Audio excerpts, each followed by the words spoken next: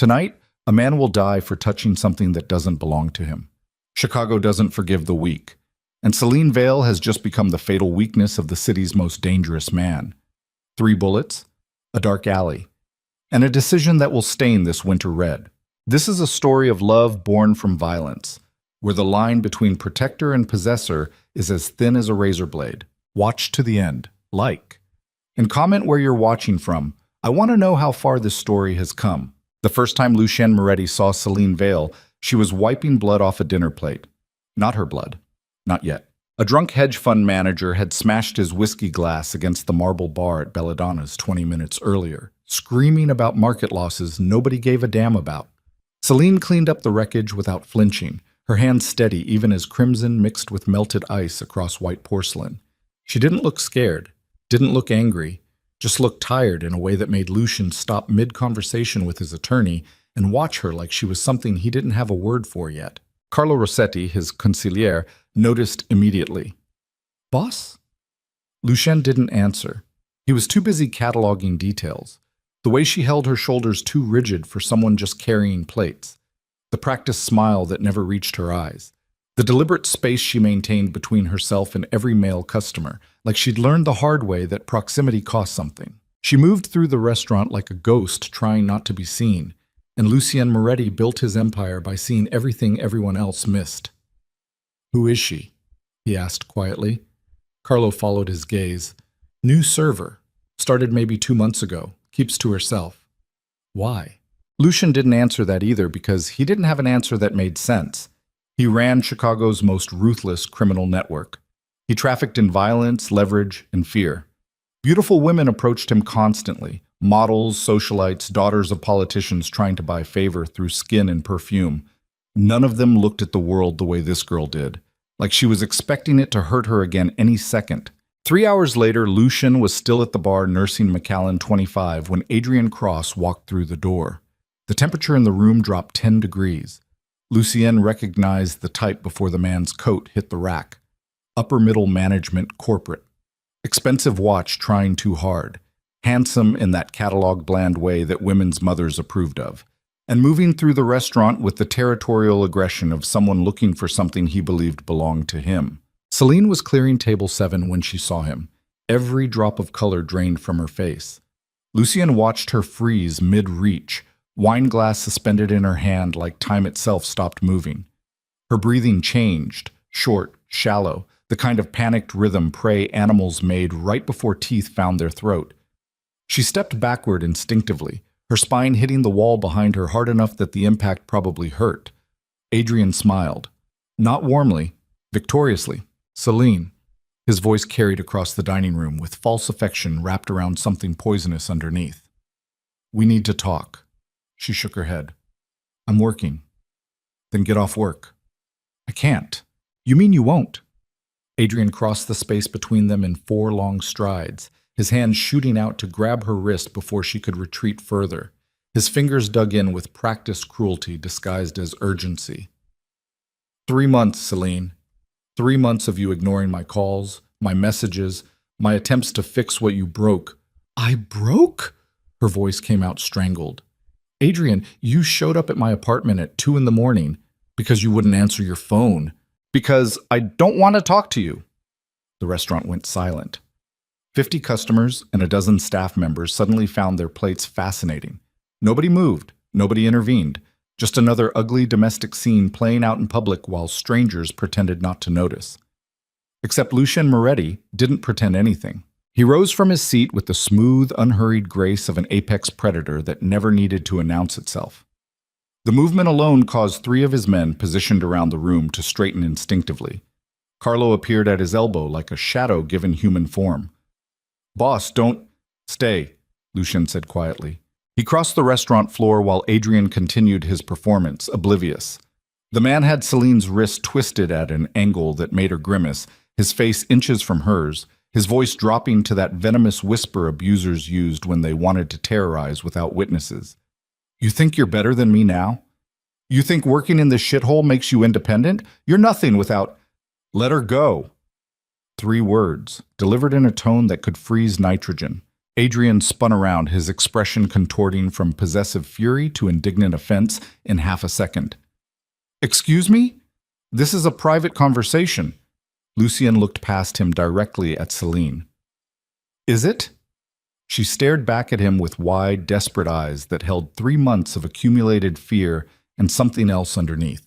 Something like hope suffocating under layers of learned helplessness.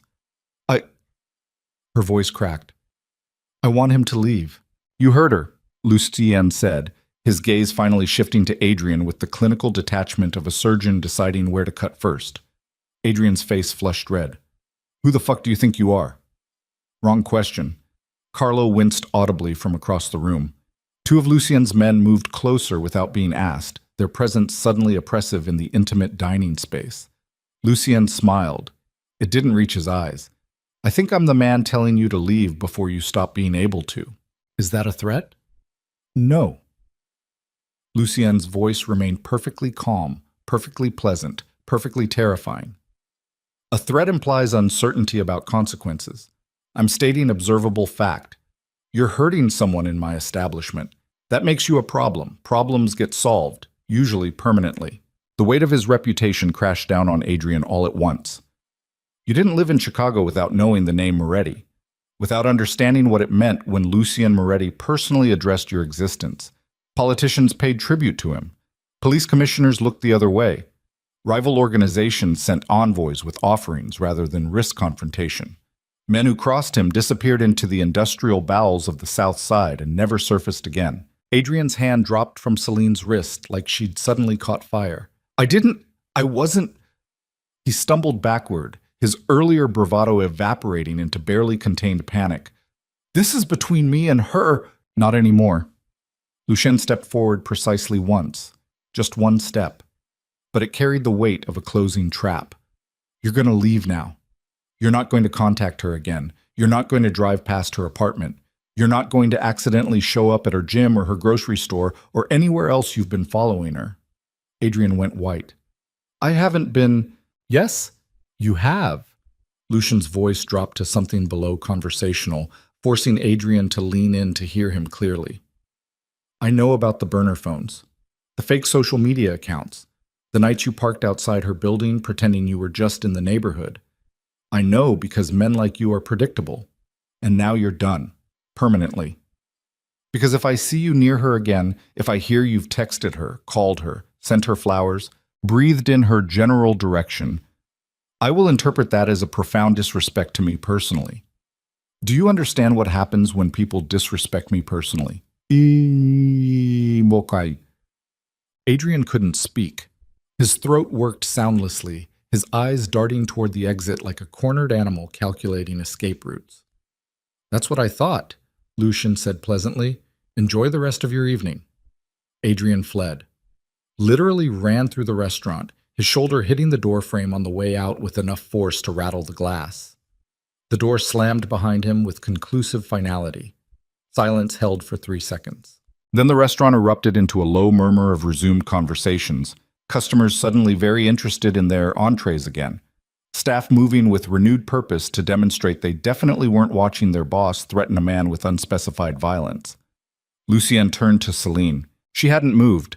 Still pressed against the wall, still breathing too fast, still staring at him like he'd just performed an impossibility. Her wrist bore the bright red imprint of Adrian's fingers, already darkening toward purple. Are you hurt? Lucien asked quietly. She shook her head, then nodded, then made a sound somewhere between a laugh and a sob. I don't know. Let me see. She extended her arm hesitantly, like she expected him to grab it with the same brutality Adrian had. Instead, Lucien examined the bruising with clinical gentleness, his fingers barely brushing her skin. You need ice, he said, and probably 24 hours off your feet to process whatever chemical cocktail your nervous system is currently drowning in. You're shaking. I'm always shaking lately. The confession came out raw, unfiltered, like something she'd been holding back for months, finally forcing its way through shredded defenses. Every time I see someone who looks like him, every time my phone buzzes, every time I turn around and there's a man behind me. Lucien released her wrist carefully. How long? Since I left him? 3 months? Since he started stalking me? She laughed bitterly. About 3 months and 5 minutes. And tonight's not the first time. No, but it's the last, Lucien said simply. Celine looked up at him with the exhausted skepticism of someone who'd heard promises before. You don't even know me. I know enough. Why? The question came out sharp, defensive. Why do you care? People don't just step in like that unless they want something. Fair question. Lucien had asked himself the same thing approximately 40 times since he'd left his seat. He still didn't have an answer that didn't sound insane, even in his own head. Maybe I'm tired of watching men hurt women in my restaurant, he said instead. This city's full of men hurting women. You're going to get exhausted. Then I'll start with this one. She studied him with sharp intelligence buried under layers of trauma. You're Lucien Moretti. Not a question. An identification with all the appropriate weight attached. I am. I know what you do. She kept her voice low enough that only he could hear, but the accusation carried clearly. I know what you are. Then you know I'm not making empty threats when I tell you Adrian Cross will never touch you again. You're a criminal. Yes. You've killed people. Yes. And you're offering to protect me from my stalker ex-boyfriend because you're terrified and you deserve not to be. The honesty surprised even him. Does it matter beyond that? Celine stared at him for a long time. Outside, winter wind howled against plate glass windows, pushing snow across empty streets in ghostly waves. Inside, warmth and conversation insulated Chicago's wealthy from the cold reality beyond their expensive meals. Finally, she said, I should be afraid of you too. Probably, but I'm not. She sounded almost angry about it. Why aren't I afraid of you? Lucien smiled slightly. Because I'm not the one who hurt you. Yet. Ever. The conviction in his voice made her flinch. Not from fear, from hope. That dangerous, fragile thing that got beaten out of people through sustained cruelty. I need to get back to work, she said quietly. You need to go home. I can't afford to miss shifts. I own this restaurant. Lucien gestured almost imperceptibly toward Carlo, who materialized beside them instantly. Carlo will make sure you're paid for the full evening. Take tomorrow off, too. Paid. I don't want charity. It's not charity. It's practicality. You're about 6 minutes from a complete adrenaline crash, and I'd rather you collapse on your own couch than in the middle of dinner service. His tone remained gentle but absolute. Go home, Celine. Sleep if you can. And if Adrian shows up outside your building tonight, call this number. He pulled a card from his jacket, heavy stock, minimalist design, just a phone number in silver embossing, and pressed it into her uninjured hand. She looked at it like it might explode. What happens if I call? Someone will make sure he leaves. And if he doesn't leave? He'll leave. Lucien's voice carried absolute certainty. One way or another. Celine clutched the card, her knuckles white. I don't understand why you're doing this. Neither do I yet, Lucien admitted. But understanding isn't required for action. Go home, Celine. Rest. Tomorrow will make more sense. It wouldn't, but she needed to believe it might. She nodded slowly, still watching him like he was something dangerous pretending to be safe. Which, Lucien supposed, was accurate. Then she grabbed her coat from the back office and disappeared into the freezing Chicago night without looking back. Carlo waited approximately 30 seconds before speaking. Boss, what the fuck was that? A problem being solved. We solve problems with leverage, strategy, controlled violence, not by... Carlo gestured vaguely toward the door. Whatever that white knight bullshit was. Note the ex-boyfriend's full legal name, current address, and employment details, Lucien said calmly, returning to his abandoned whiskey. I want 24-hour surveillance starting now. Every movement, every communication, every breath. If he violates a parking meter too aggressively, I want documentation. Carlo's expression shifted from confusion to comprehension. You're building a file. I'm preparing for inevitability. Men like Adrian Cross don't take rejection well. They especially don't take public humiliation well. He'll try again. Maybe not tonight. Maybe not this week. But he'll try. And when he does, we'll be ready. Carlo finished. What about the girl? What about her? You just inserted yourself into her life pretty dramatically. You've got 3 business meetings tomorrow, a shipment clearing customs Wednesday, and the Calabrese negotiation Friday. You don't have time to play bodyguard to a waitress. Lucian swirled amber liquid thoughtfully. Then it's lucky I employ people whose entire job description is providing security. Boss? Assign 2 men, rotating shifts, discreet distance. She doesn't need to know they're there. Just make sure nothing happens to her. Carlo sighed heavily. You realize every enemy we have is going to notice this eventually. The moment they figure out you care about someone, she becomes a target. Then we make sure they never figure it out. That's not how this works. You can't protect someone from the shadows forever. Eventually I'll deal with it. Lucien finished his drink and stood, buttoning his suit jacket with practiced precision. For now, make sure Adrian Cross understands tonight's warning wasn't optional. And Carlo? Yeah? If he touches her again, don't wait for my permission. Handle it. Carlo nodded grimly. Understood. Lucien left Belladonna's through the back entrance, his driver already waiting with the engine warm and the street swept for threats. Snow fell heavier now, burying the city under white silence. He should forget about her, should recognize this irrational protective impulse for what it was, a complication his life couldn't afford. He had territories to maintain, rivalries to manage, an empire built on carefully calibrated fear that required constant attention. But somewhere in the space between watching her freeze at the sight of her abuser and seeing the hope die in her eyes when she asked why he cared, something had shifted in Lucian's carefully constructed world. He didn't believe in salvation, didn't believe in heroes, didn't believe in love, but he believed in choice. And for reasons he couldn't articulate, he'd chosen her. The city would bleed because of it. He just didn't know how much yet. Uhus. Celine made it 4 blocks before the shaking got so bad she had to stop and lean against a brick wall, her breath coming in sharp gasps that had nothing to do with the cold. Adrian had found her again. 3 months.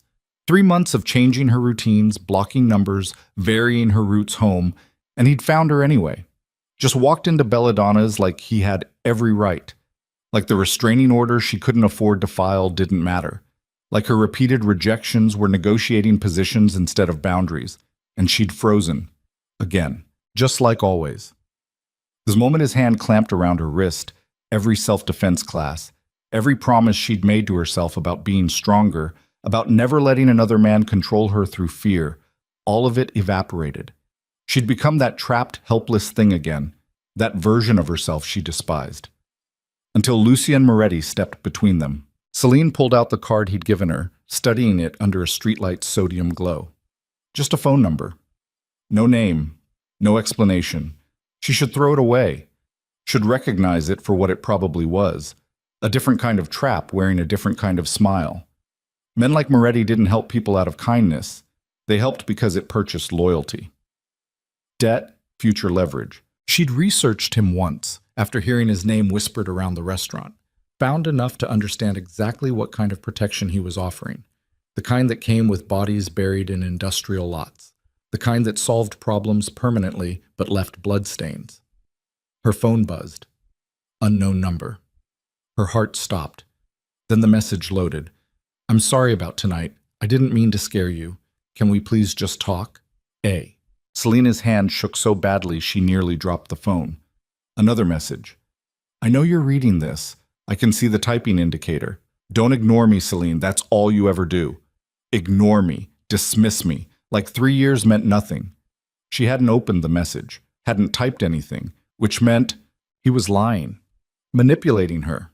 Again. The same psychological warfare he'd perfected during their relationship, making her doubt her own perceptions, making her feel guilty for boundaries, making her feel like the problem. A third message. You looked good tonight. I missed seeing you. Did you miss me? Celine's vision blurred. Then, who was that guy? New boyfriend? Already? That didn't take long. Guess you weren't as broken up about us as you pretended. Her thumb hovered over the block button. Answer me. Answer me. You can't hide forever. I know where you work now. She blocked the number with shaking hands. Her phone immediately buzzed again. Different number, same person. Blocking me doesn't make me go away, Celine. When are you going to learn that? She stared at Lucian's card. This was insane. Calling a mob boss because her ex-boyfriend wouldn't leave her alone was insane. Getting involved with someone like Moretti, someone who solved problems with violence, was trading one form of control for another. She'd spent 3 months learning to stand on her own, learning to trust her instincts, learning to rebuild boundaries Adrian had systematically demolished. Calling Lucien Moretti meant surrendering that independence. Her phone buzzed 3 more times in rapid succession. Celine dialed the number. It rang once. "Where are you?" Lucian's voice came through clear and immediate, like he'd been waiting for the call. "How did you know it was me?" "That number forwards directly to me. No one else has it. Where are you, Celine?" "Corner of State and Kinsey. Walking home. He's—" Her voice cracked. "He's texting me. From multiple numbers. I keep blocking them and he just— I need you to walk north on State. Stay on well-lit streets. Don't take shortcuts. My driver will be there in 90 seconds. I don't need— You're 3 blocks from your apartment, which means Adrian knows exactly where you're going to be for the next 8 hours. You're shaking so hard you can barely hold your phone. And you called me, which means some part of you knows you're not safe right now. So you can either wait for my driver or I can come get you personally. Your choice. But make it fast because I'm already in the car." Celine looked around the empty street, suddenly aware of how isolated she was. How dark the gaps between streetlights. How many alleys branched off the main road. 90 seconds, she whispered. "Good girl." The line stayed open. She could hear him breathing, hear the engine in the background, hear Carlo's muffled voice giving directions to the driver. "Lucien? I'm here. Why are you doing this?" Silence stretched for a moment, then, "Because someone should have done it a long time ago." Headlights appeared at the end of the block, a black Mercedes sedan moving with deliberate speed. It pulled up beside her smoothly, the back door opening before the car fully stopped. Lucien sat inside, phone still pressed to his ear, even though she was standing right there. He met her eyes through the open door and said, "Get in, Celine." She hesitated. "He's watching you right now," Lucien said quietly. "From somewhere, somehow. And every second you stand there alone, you're telling him you're vulnerable. So get in the car. Let him see you choose something different." Celine looked at the dark street behind her, at her phone still buzzing with messages from a man who refused to accept her humanity, at the cold, empty walk to an apartment that didn't feel safe anymore. Then she looked at Lucien Moretti, the devil Chicago whispered about in equal parts fear and respect, and made a choice that would change everything. She got in the car. The door closed with expensive finality. "Drive," Lucien said calmly. The Mercedes pulled away from the curb, leaving the frozen street behind. Celine sat rigid against the leather seat, her phone still clutched in white-knuckled hands, her breath fogging the window as Chicago blurred past in streaks of neon and shadow. Lucien watched her with the patience of a man who understood trauma's timeline. "Let me see your phone." She handed it over without thinking. He scrolled through the messages, his expression never changing, but his jaw tightened incrementally with each new threat disguised as longing. 14 messages in 6 minutes, he said finally, all from different numbers. He's using a spoofing app. Lucien glanced at his driver. "Marco, I need a tech specialist at the penthouse in 20 minutes. "Boss, she might not want—" Carlo started. "I want," Celine interrupted. Her voice came out steadier than she felt. "Whatever stops this, I want it." Lucien's eyes met hers. "It'll stop, permanently." The weight behind those words should have terrified her. Instead, for the first time in 3 months, Celine Vale felt like she could breathe. The Mercedes turned onto Lakeshore Drive, carrying them both toward decisions that couldn't be unmade and consequences that would drown the city in blood. But that would come later. Right now, there was just the warm car, the quiet city, and the strange, dangerous piece of being next to someone who looked at her fear and decided it was unacceptable. Lucien's phone buzzed. He glanced at the screen, his expression darkening. Then he turned to Celine with a question that would haunt everything that followed. "How far are you willing to let me go to make sure he never hurts you again?" Celine stared back at the man who'd inserted himself into her nightmare with brutal efficiency, who commanded respect through violence, who built his empire on fear but somehow made her feel safer than anyone ever had. "How far can you go?" she whispered. Lucian smiled. It was not a kind smile. You'd be surprised. Outside, Chicago glittered with winter stars and hidden threats, beautiful and brutal in equal measure. And somewhere in the darkness, Adrian Cross was sending his 15th unanswered message, completely unaware that he'd just made himself a problem for the wrong man. The city held its breath, waiting for the violence that always followed when Lucien Moretti decided someone needed to disappear. Lucien's penthouse occupied the top 3 floors of a building that didn't officially exist on any city registry. The elevator required 2 separate key cards and a thumbprint scan. The windows were bulletproof, the walls were soundproofed, and every entrance had at least 3 armed men stationed within shouting distance. Celine noticed all of it. She stood in the center of the main living space, all exposed brick and floor-to-ceiling glass overlooking a city that looked almost peaceful from this height, and felt her nervous system finally register what she'd just done. She'd gotten into a car with Chicago's most dangerous criminal, allowed him to bring her to a fortress, put herself completely at his mercy. Her hand started shaking again. "Sit," Lucien said, not unkindly. He gestured toward a leather sofa that probably cost more than her annual salary. "You're going into shock. I'm fine. You're a terrible liar." He moved to a bar cart and poured 2 fingers of something amber into a crystal tumbler. "Drink this." She took the glass automatically, then stared at it like it might be poison. Old survival instincts screaming at her not to accept drinks from men in private spaces. Lucien saw the hesitation. "It's 18-year-old scotch, not Rohypnol, but if it makes you feel better, I'll drink first."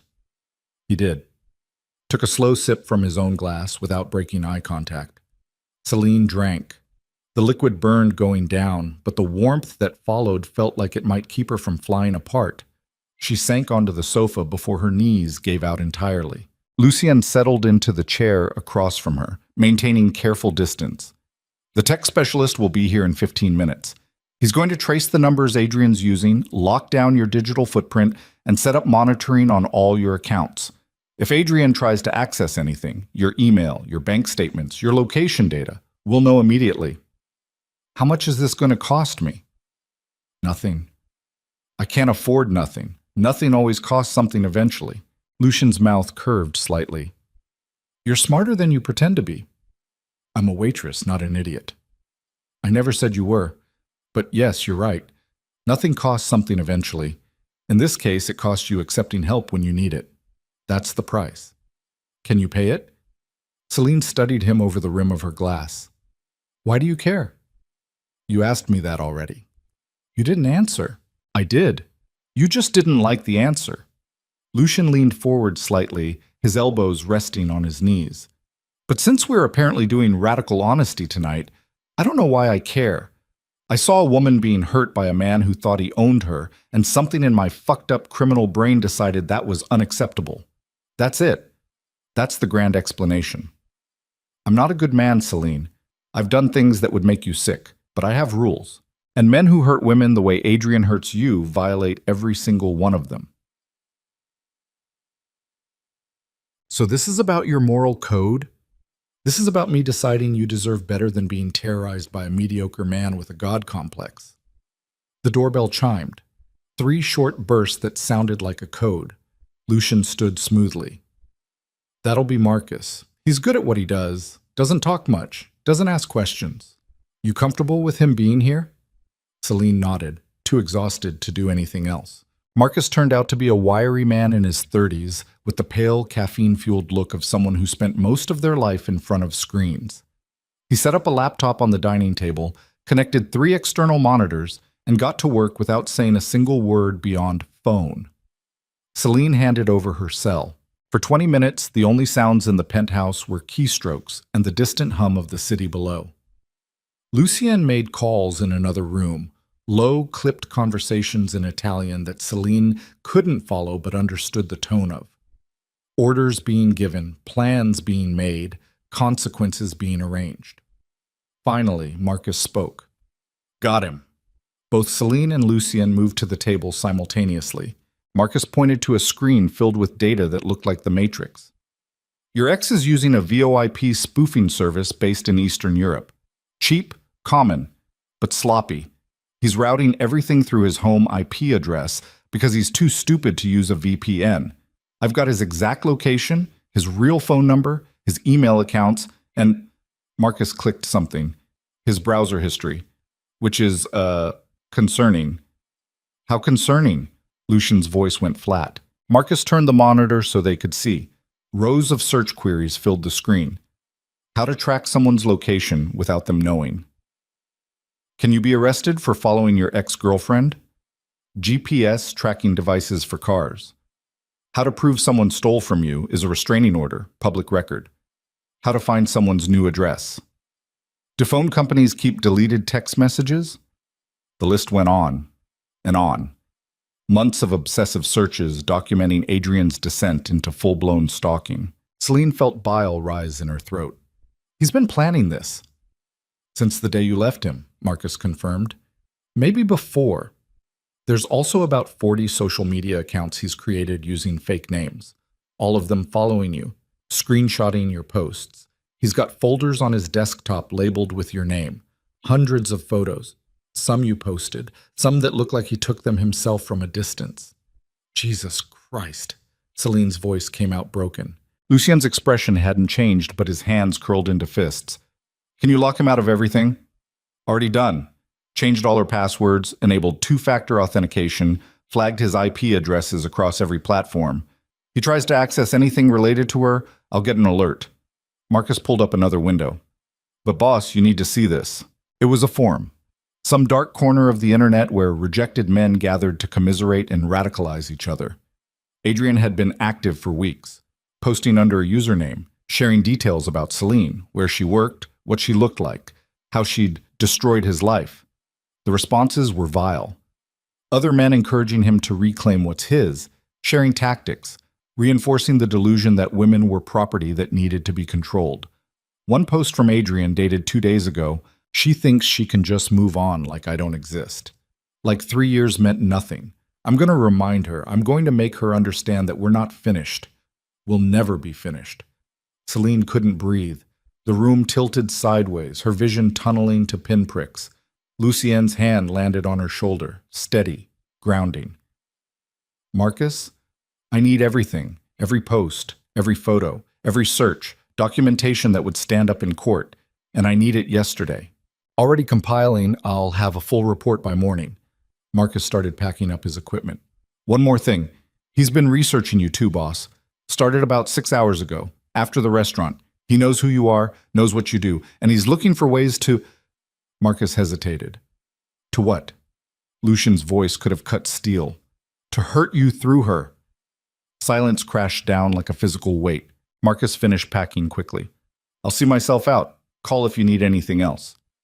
He disappeared through the elevator, leaving Celine and Lucian alone with the documentation of Adrian's madness spread across multiple screens. Celine stood abruptly, the sudden movement making her dizzy. I need to leave Chicago. No. You don't understand. I understand perfectly. Lucian's voice remained calm. You're thinking if you run, he can't find you. But men like Adrian don't stop because geography changes. They follow. They obsess. They escalate. Running doesn't solve this. It just delays the inevitable. Then what does solve it? Celine spun to face him, anger finally breaking through the fear. Because from where I'm standing, my options are get murdered by my psychotic ex or get indebted to a crime lord who'll probably own me in a different way. Those are both losing scenarios. I don't want to own you. Then what do you want? I want you to stop shaking every time your phone buzzes. The words came out harder than Lucian intended. He took a breath, moderating his tone. I want you to walk down a street without calculating escape routes. I want you to sleep through the night without wondering if he's outside your window. That's what I want, Celine. For you to exist without fear. Is that so fucking incomprehensible? From you? Yes. She laughed bitterly. You're Lucien Moretti. You built an empire on fear. Your entire existence is about making people afraid. So forgive me if I don't immediately trust the sudden humanitarian impulse. Then don't trust it. Use it. Lucian closed the distance between them in 2 strides. I'm offering you something Adrian never gave you. A choice. You can walk out of here right now. Take the security protocols Marcus set up and handle this yourself. Or you can stay. Accept my protection. Let me deal with Adrian the way I deal with all problems that threaten things I've decided matter. But it's your decision, not mine. Not Adrian's, yours. Celine stared up at him, her chest heaving. And if I stay? What does that cost me? Your fear. Lucian's voice dropped to something rawer. That's the only price. You stop being afraid. You stop looking over your shoulder. You stop making yourself smaller to avoid making him angry. That's what it costs. Can you afford it? She wanted to say no. Wanted to maintain the independence she'd fought so hard to build. Wanted to believe she could handle this without becoming another possession in a powerful man's collection. But her phone buzzed in Marcus's abandoned equipment. 3 times. Rapid succession. Different numbers. Same person. Celine closed her eyes. How do you make him stop? Do you really want to know? No. The admission came out quiet. But I need to know what I'm agreeing to. Lucian considered her for a long moment. Then he walked to the windows overlooking Chicago's glittering sprawl. I'm going to have him watched, every movement documented, every pattern memorized, and the next time he violates your boundaries, the next time he shows up somewhere he shouldn't be, sends a message he shouldn't send, breathes in your direction when he's been told not to, my men are going to have a conversation with him, a thorough one, the kind that makes sure he understands consequences in ways words never could. Trust me, but You mean you're going to hurt him? I mean I'm going to ensure he never has the capacity to hurt you again. How hurt he gets in the process depends entirely on how quickly he learns the lesson. Celine should have been horrified, should have recognized this for what it was, violence being offered like a gift. But instead, all she felt was tired. So devastatingly tired of being afraid, of being hunted, of existing in a constant state of hypervigilance because one man refused to accept rejection. What if he doesn't learn? She asked quietly. Lucien turned from the window. Then the lesson becomes permanent. You'd kill him. If necessary. That's insane. That's effective. Lucien's expression remained neutral. I'm not asking you to like it, Celine. I'm asking if you can live with it. There's a difference. I don't know. Her voice cracked. I don't know what I can live with anymore. 3 months ago, I thought I could live with Adrian's jealousy. His need to know where I was every second. The way he read my texts and questioned my friendships and slowly erased every part of my life that didn't include him. I thought that was love. I thought I was being difficult by wanting space. And then one night he put his hands around my throat because I came home 20 minutes late from the grocery store, and I realized I'd been living in a prison disguised as a relationship. She was crying now, not sobbing, just tears sliding down her face with the inevitability of something held back too long. I left him. I fucking left him. I changed my number, moved apartments, started over. I did everything right, and he still found me. He still won't let me go. So you tell me, Lucien, what can I live with? Because apparently I can't even live with trying to be free. Lucien crossed back to her, his movements deliberate and slow. He didn't touch her, didn't invade her space, just stood close enough that she could feel the heat of him, the solid presence of someone who wasn't going anywhere. You're not living with him, Lucien said quietly. You're living with the aftermath of him. There's a difference. And the aftermath ends when he does. Either he stops or he stops breathing. Those are the only 2 outcomes. So I'm asking you right now, while you're still sober enough to make the choice clearly, how far are you willing to let me go? Celine wiped her face roughly. If I say yes to this, if I let you handle Adrian the way you're suggesting, I become someone different, someone who solves problems with violence. No, you become someone who survives. There's nothing wrong with that. My therapist would disagree. Your therapist isn't being stalked by a man with homicidal ideation patterns documented across multiple platforms. Fair point. Celine took a shaky breath. I need time to think. You have until morning. After that, Adrian's pattern suggests he'll escalate. He always does when you reject him. The restaurant was public. Witnesses everywhere. Next time will be private. Less visibility. More control. He's going to try to get you alone, Celine, and when he does, you need to decide if you want my men there to stop him or if you want to handle it yourself. That's not fair. No, It's not, but it's real. And I don't have the luxury of lying to you about how dangerous this is. Celine nodded slowly. Her phone buzzed again. She flinched. Lucien picked up the device, glanced at the screen, and his expression went arctic. He's outside your apartment. What? Adrian, he's texting you photos of your front door, time-stamped 4 minutes ago. The bottom dropped out of Celine's world. He can't be. I'm here. He doesn't know you're here, but he knows you're not home, which means he's been watching your apartment long enough to notice you haven't returned. Lucien was already moving, pulling his phone out, rapid-firing texts. Marco, I need units at the Kinsey Street address, now. Visual confirmation on a white male, approximately 6 foot, blonde, business casual. Do not engage, just watch. He turned back to Celine. You're staying here tonight. I can't. You can. You will. Your apartment is compromised. He knows where you live. He's willing to show up there unannounced. That makes it unsafe. My men will sweep the building, check for any surveillance devices he might have planted, and secure the perimeter. But you're not going back there until I'm certain he can't access it. This is insane. You're making decisions for me. I'm keeping you alive. Lucien's voice cut through her rising panic. And if that means making decisions you're too scared to make yourself, then yes, I'm doing that. You can be angry about it later.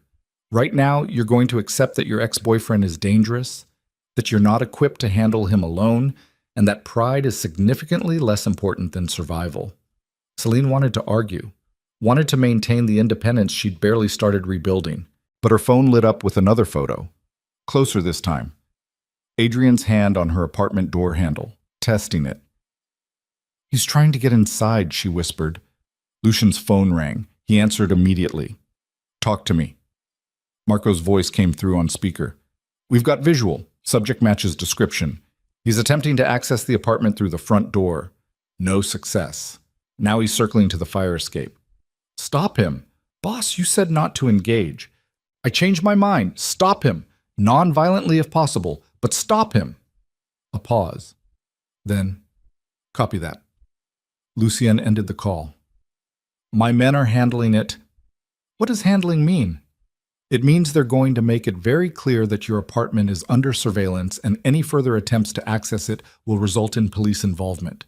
And since Adrian's pattern suggests he's conflict-averse when confronted by multiple men, he'll probably back down. And if he doesn't, then they'll make the threat more tangible.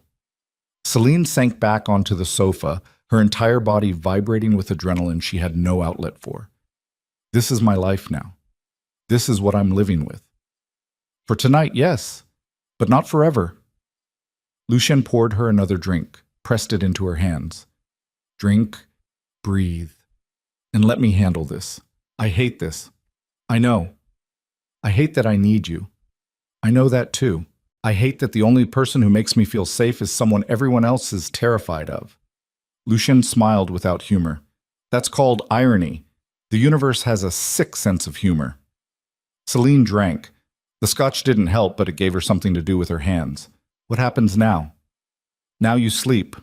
Guest room is down the hall. Bathroom stocked. Clothes in the closet that might fit you. Tomorrow we'll reassess.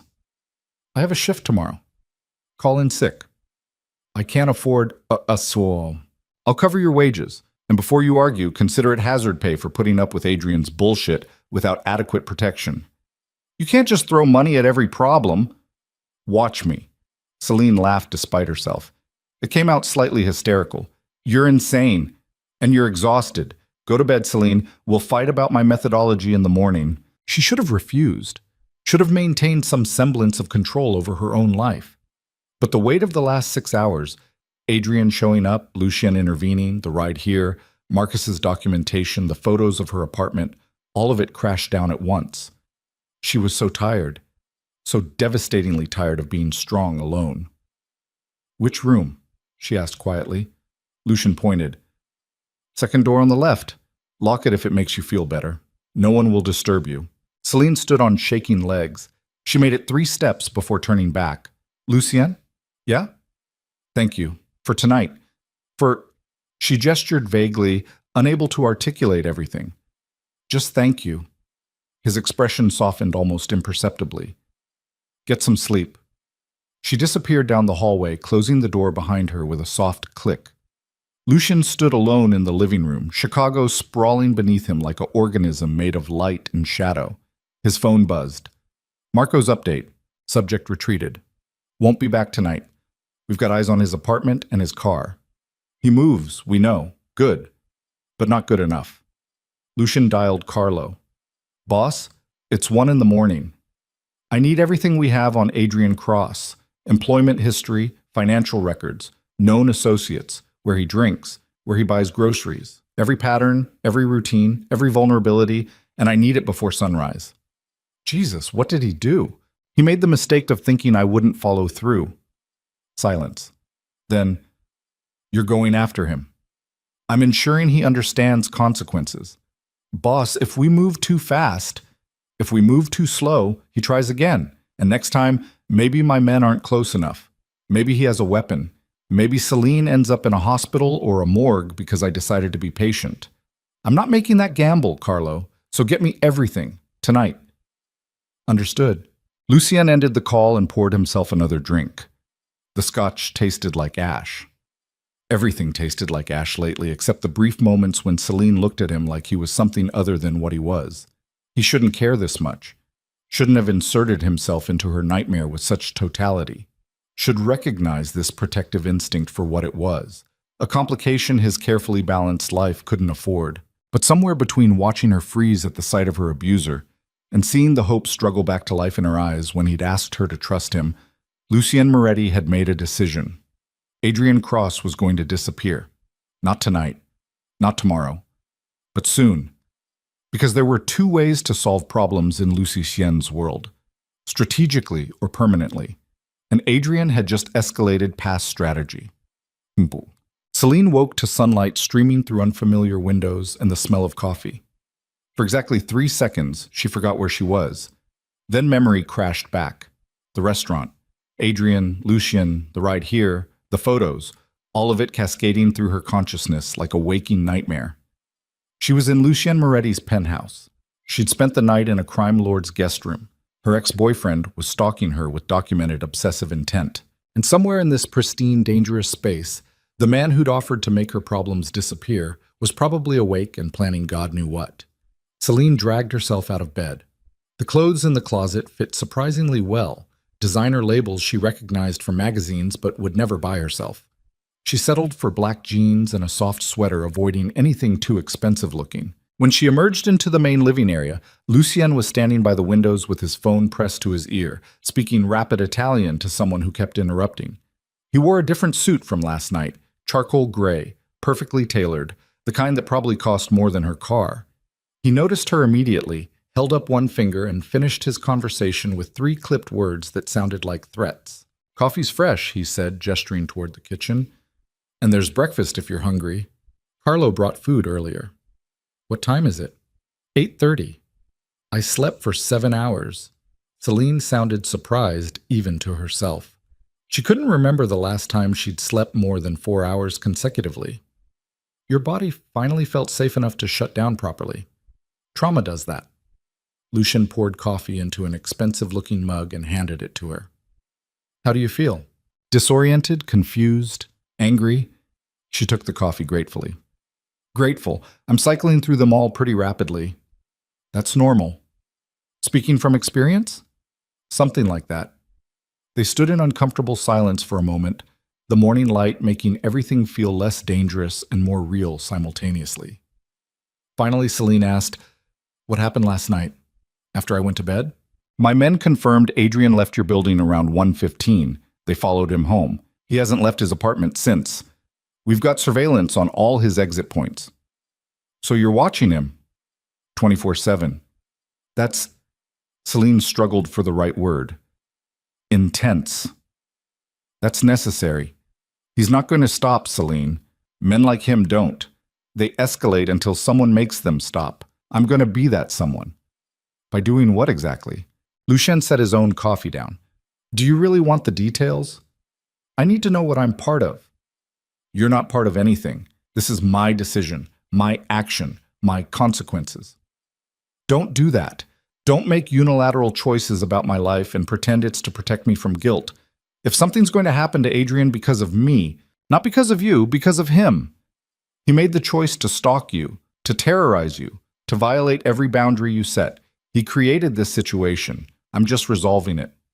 With violence, if necessary. It's always necessary in your world, isn't it? Celine's voice rose slightly. Everything gets solved with threats and intimidation and men with guns. Yes. Lucian's brutal honesty cut through her rising anger. Because pretty words and restraining orders don't stop men like Adrian. The legal system is designed to protect him until he actually hurts you, and by then, it's too late. So yes, I solve problems with violence. It's effective, it's permanent, and it keeps people I care about alive. You barely know me. I know enough. That's not an answer. Then what answer do you want? Lucian's composure finally cracked slightly. You want me to explain why watching you freeze in fear made something in my chest feel wrong? Why seeing his hand on your wrist made me want to break every bone in his body? Why the thought of him hurting you makes me capable of things I've spent years trying to avoid? I don't have a rational explanation, Celine. I just know that since you walked into my line of sight, I've decided you're worth protecting. And I protect what's mine very thoroughly. I'm not yours. Then consider yourself borrowed. That's not better. I didn't say it was better. I said it was honest. Celine's phone rang, cutting through the tension. Unknown number. She stared at it like it might explode. Lucien crossed the space between them in 2 strides. Answer it. Speakerphone. Let me hear him. She did, her hand shaking slightly. Hello? Celine. Adrian's voice came through syrupy and poisonous. We need to talk. I have nothing to say to you. You have plenty to say. You're just too scared to say it. He laughed softly. I saw you last night, getting into that car, with him. Already moving on. That was fast, baby. 3 months and you're already fucking someone else? Lucian's expression went glacial, but he stayed silent, listening. I'm not doing this, Celine said, her voice steadier than she felt. Yes, you are. Because I'm not going away, Celine. You understand that, right? I'm never going away. You're mine. You've always been mine. And whatever you think that mobster can give you, stop calling me. I can give you better. I loved you. I still love you. He's just using you. Can't you see that? Men like him don't love. They possess. They control. They… Like you? The words burst out before Celine could stop them. Men like him control? You monitored every text message. You demanded access to my email. You isolated me from my friends. You put your hands around my throat because I forgot to text you I'd be late. Don't lecture me about control, Adrian. You wrote the fucking manual. Silence on the other end. Then his voice changed, dropped into something colder. You're going to regret saying that. Is that a threat? It's a promise. You think he can protect you? He can't. Nobody can. I know where you work, I know where you live, I know your patterns, your routines, everything. And sooner or later, you're going to be alone. And when you are… Lucian took the phone from her hand gently. When he spoke, his voice could have frozen fire. Adrian Cross. That is your name, correct? Dead silence. I'm going to make this very simple for you. You're going to stop calling Celine. You're going to stop texting her. You're going to stop driving past her apartment. You're going to stop existing in her awareness entirely. And if you don't, if I see you within 500 feet of her, if I find one more text message, one more photo, one more piece of evidence that you violated this very clear boundary, I'm going to do something that cannot be undone. Do you understand me? Who the fuck do you think? I think I'm the man who's decided your behavior is unacceptable. I think I'm the man with the resources to make you disappear so completely your own mother won't find the body. I think I'm the man currently looking at documentation of every illegal search you've performed, every stalking incident you've perpetrated, every threatening message you've sent. And I think I'm the man who's given you one chance to walk away intact. This is that chance, Adrian. Take it, because there won't be another. You can't. I can. I will. Test me. Lucian ended the call and handed the phone back to Celine. He'll try again. Probably not directly. He'll use friends, proxies, fake accounts, but he'll try. Men like him always do. So what now? Now we wait and watch, and the moment he violates the boundary again, Lucian's smile didn't reach his eyes. We have a conversation with him, a thorough one. Celine should have been terrified of how calm he sounded while discussing violence, should have recognized the danger of aligning herself with someone who solved problems this way. Instead, all she felt was relief. Someone else was carrying the weight of her fear, someone stronger, someone who didn't flinch when Adrian pushed back. It should have felt like weakness. It felt like breathing. I need to call work, she said quietly. Let them know I'm not coming in. Already handled. I called the manager this morning, told him you were sick. He's covering your shifts through the weekend. You can't just, I can. I did. And before you argue, consider that showing up at work right now makes you a target. Adrian knows where you work. He'll come back. So you're taking 3 days off, paid. And after that, we'll reassess based on whether he's still breathing. The casual way Lucien referenced killing someone should have horrified her. It didn't. That realization changed everything. Because Celine finally understood the difference between being possessed and being protected. Adrian's love had demanded surrender, had required her to become smaller, quieter, more compliant until there was nothing left of her except the parts he approved of. Lucien's protection demanded nothing except that she survive. And somewhere in the space between those two truths, Celine Vale made a choice that would stain her soul but save her life. She stopped fighting. Okay, she whispered. Okay, what? Okay, I'll stay. 3 days. Let you handle this. And if Adrian... She swallowed hard. If something permanent needs to happen, I won't ask questions about it afterward. Lucian studied her carefully. You understand what you're saying? I'm saying I want to live without fear more than I want to pretend I'm not complicit in whatever keeps me safe. That's a dangerous admission. This is a dangerous situation. Yes, it is. Lucien's expression softened almost imperceptibly. And for what it's worth, I'll do everything I can to avoid permanent solutions. But if it comes to that, you won't carry the weight alone. That's my promise.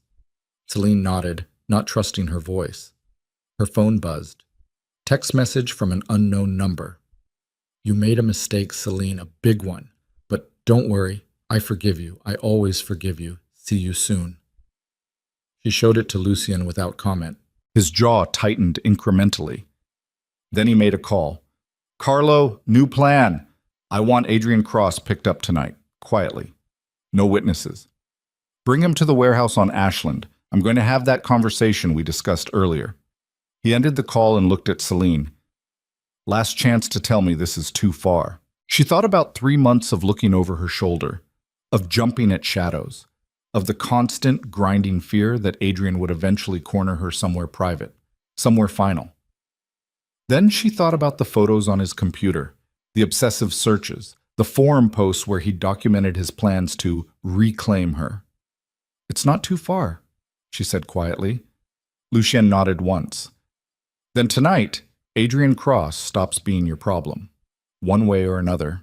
Outside, Chicago hummed with morning traffic and the illusion of normalcy.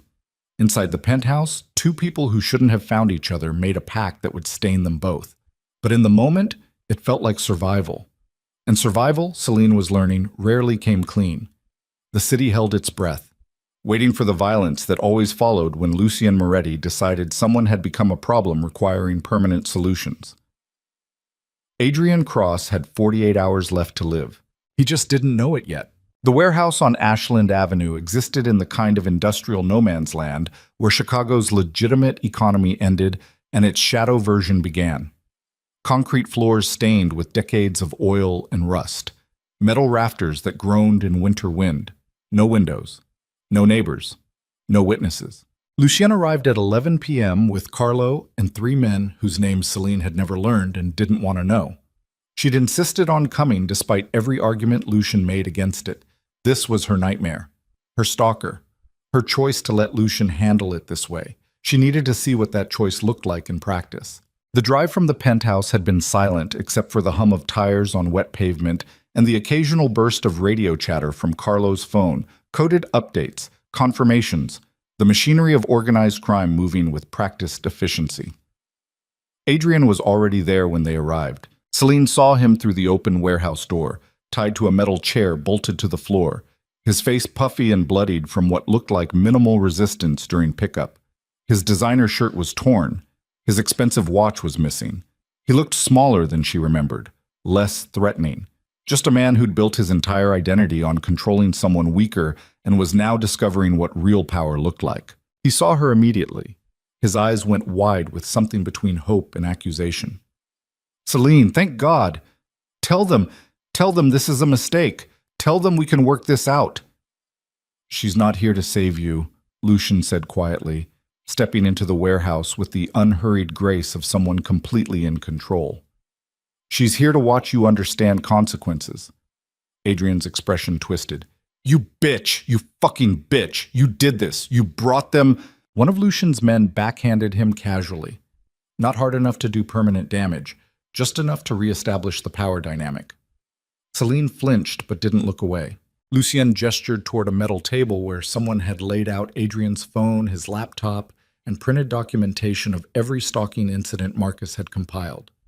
Adrian Cross, 34 years old, financial consultant at Morrison & Bright, lives alone in a Lincoln Park condo his parents helped purchase.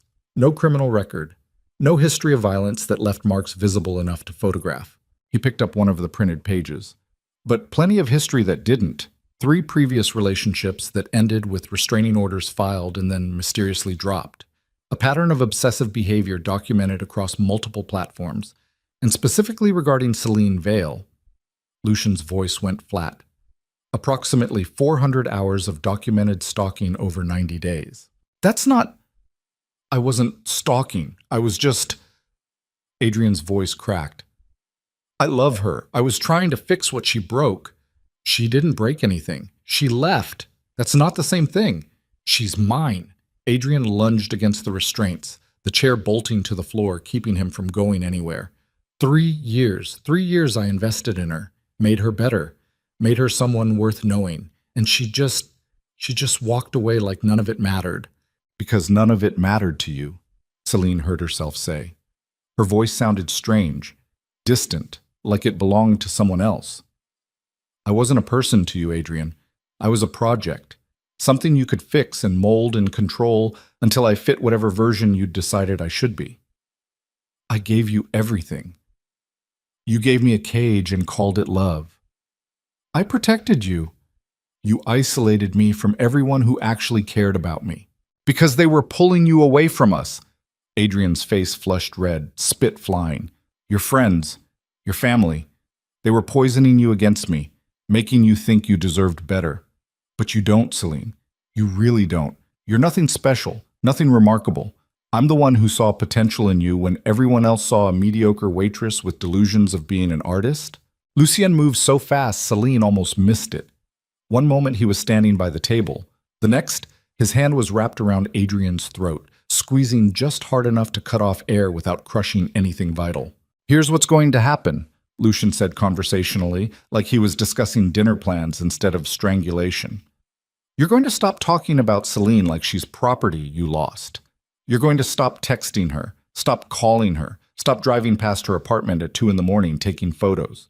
You're going to delete every file, every photo, every piece of information you've collected about her. And then you're going to leave Chicago, tonight. You're going to request a transfer to your company's New York office, which I know exists because I checked. And you're going to start a new life somewhere far away from here. Do you understand me? Adrian's face was turning purple. He nodded frantically. Lucien released him. Adrian gasped, sucking in air with desperate wheezing sounds. And if you don't? Lucien continued calmly.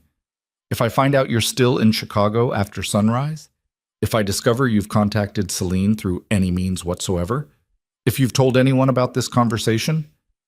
He leaned in close, his voice dropping to something below hearing range for everyone except Adrian. I will make you disappear so completely that forensic teams won't find enough DNA to confirm you ever existed. That's not a threat. That's observable fact. I've done it before. I'll do it again. You are not special. You are not important. You are a problem that can be solved in approximately 45 minutes with the right tools. So, do we have an understanding? Adrian nodded, tears streaming down his face. Yes, I'll leave. I'll go. I'll never contact her again. Good. Lucien straightened, adjusting his cuffs like he'd just finished a business meeting. Carlo, get him cleaned up. Put him in a car with 2 of our men. Make sure he's on a plane to New York by morning, and he glanced at Adrian with clinical detachment. If he gives you any problems, feel free to make the lesson more memorable. Carlo nodded. 2 men moved forward to cut Adrian's restraints. It should have been over. Should have been the clean ending where the monster got put in his place, and the victim got her life back, and everyone moved forward scarred but surviving. Then Adrian laughed. Not a normal laugh. Something broken and manic and completely wrong. The kind of laugh that meant someone had already lost everything and decided to burn the rest down on principle. You think you won? Adrian stood on shaking legs, supported by Lucien's men, his face a wreck of bruises and tears, and something else underneath, something calculating. You think this ends with me getting on a plane, you stupid fuck? You have no idea what you just stepped into. Lucien's expression didn't change. Explain. Celine. Adrian's smile was all blood and shattered teeth. Tell him. Tell him why you really left me. Tell him the real reason you ran. Celine's blood turned to ice. Adrian, don't. Tell him about the money. Silence crashed down like physical weight. Lucien turned to Celine slowly. What money? It's not. He's lying. $75,000, Adrian said, his voice gaining strength from her panic. Stolen from my accounts over 6 months. Small withdrawals, careful, calculated. I didn't even notice until after she left. Then I pulled the statements and... He laughed again. That broken sound that made Celine's skin crawl. There it was. Every time I gave her my credit card, every time she had access to my laptop, every time I trusted her with passwords, she was robbing me blind. That's not what happened. Celine's voice came out strangled. Then what did happen? Lucien's tone was perfectly neutral, which somehow made it worse. Explain it to me, Celine. She couldn't breathe, couldn't think. The warehouse walls were closing in. He gave me that money? Like hell I did. You told me to buy things. You insisted I use your accounts because mine weren't good enough. Because I was broke and pathetic and you wanted to take care of me. For groceries, for dinner, not for $75,000 in cash withdrawals and transfers to offshore accounts I've never heard of. Adrian looked at Lucien with desperate vindication. You want to know why I was following her? Because she's a thief. Because she destroyed 3 years of my life and stole my money, and I was trying to get it back before she disappeared completely. That's why I couldn't let her go. Not because I'm obsessed, because she's a criminal. You're lying. But Celine's voice cracked on the words. Am I? Then why can't you look at him right now? Lucien's silence was deafening. He stood perfectly still, his expression unreadable, his gaze fixed on Celine with the cold assessment of someone recalculating everything. Boss, Carlos started. Quiet. Lucien's voice cut through the tension like a blade. He crossed the space to Celine in 3 strides, stopping just close enough that she had to look up to meet his eyes. Tell me the truth, right now. Did you steal from him? It wasn't stealing. Did you take his money? Celine's hands were shaking so badly she had to clasp them together. Yes, but not the way he's making it sound. How much? I don't know exactly. Guess. Maybe 60,000, $73,412, Adrian supplied helpfully. I have the statements in my car, transaction by transaction. I can show you. Lucien held up one hand without looking at Adrian. His eyes never left Celine's face. Why? Because I needed to leave. The words burst out of her like something that had been festering for months.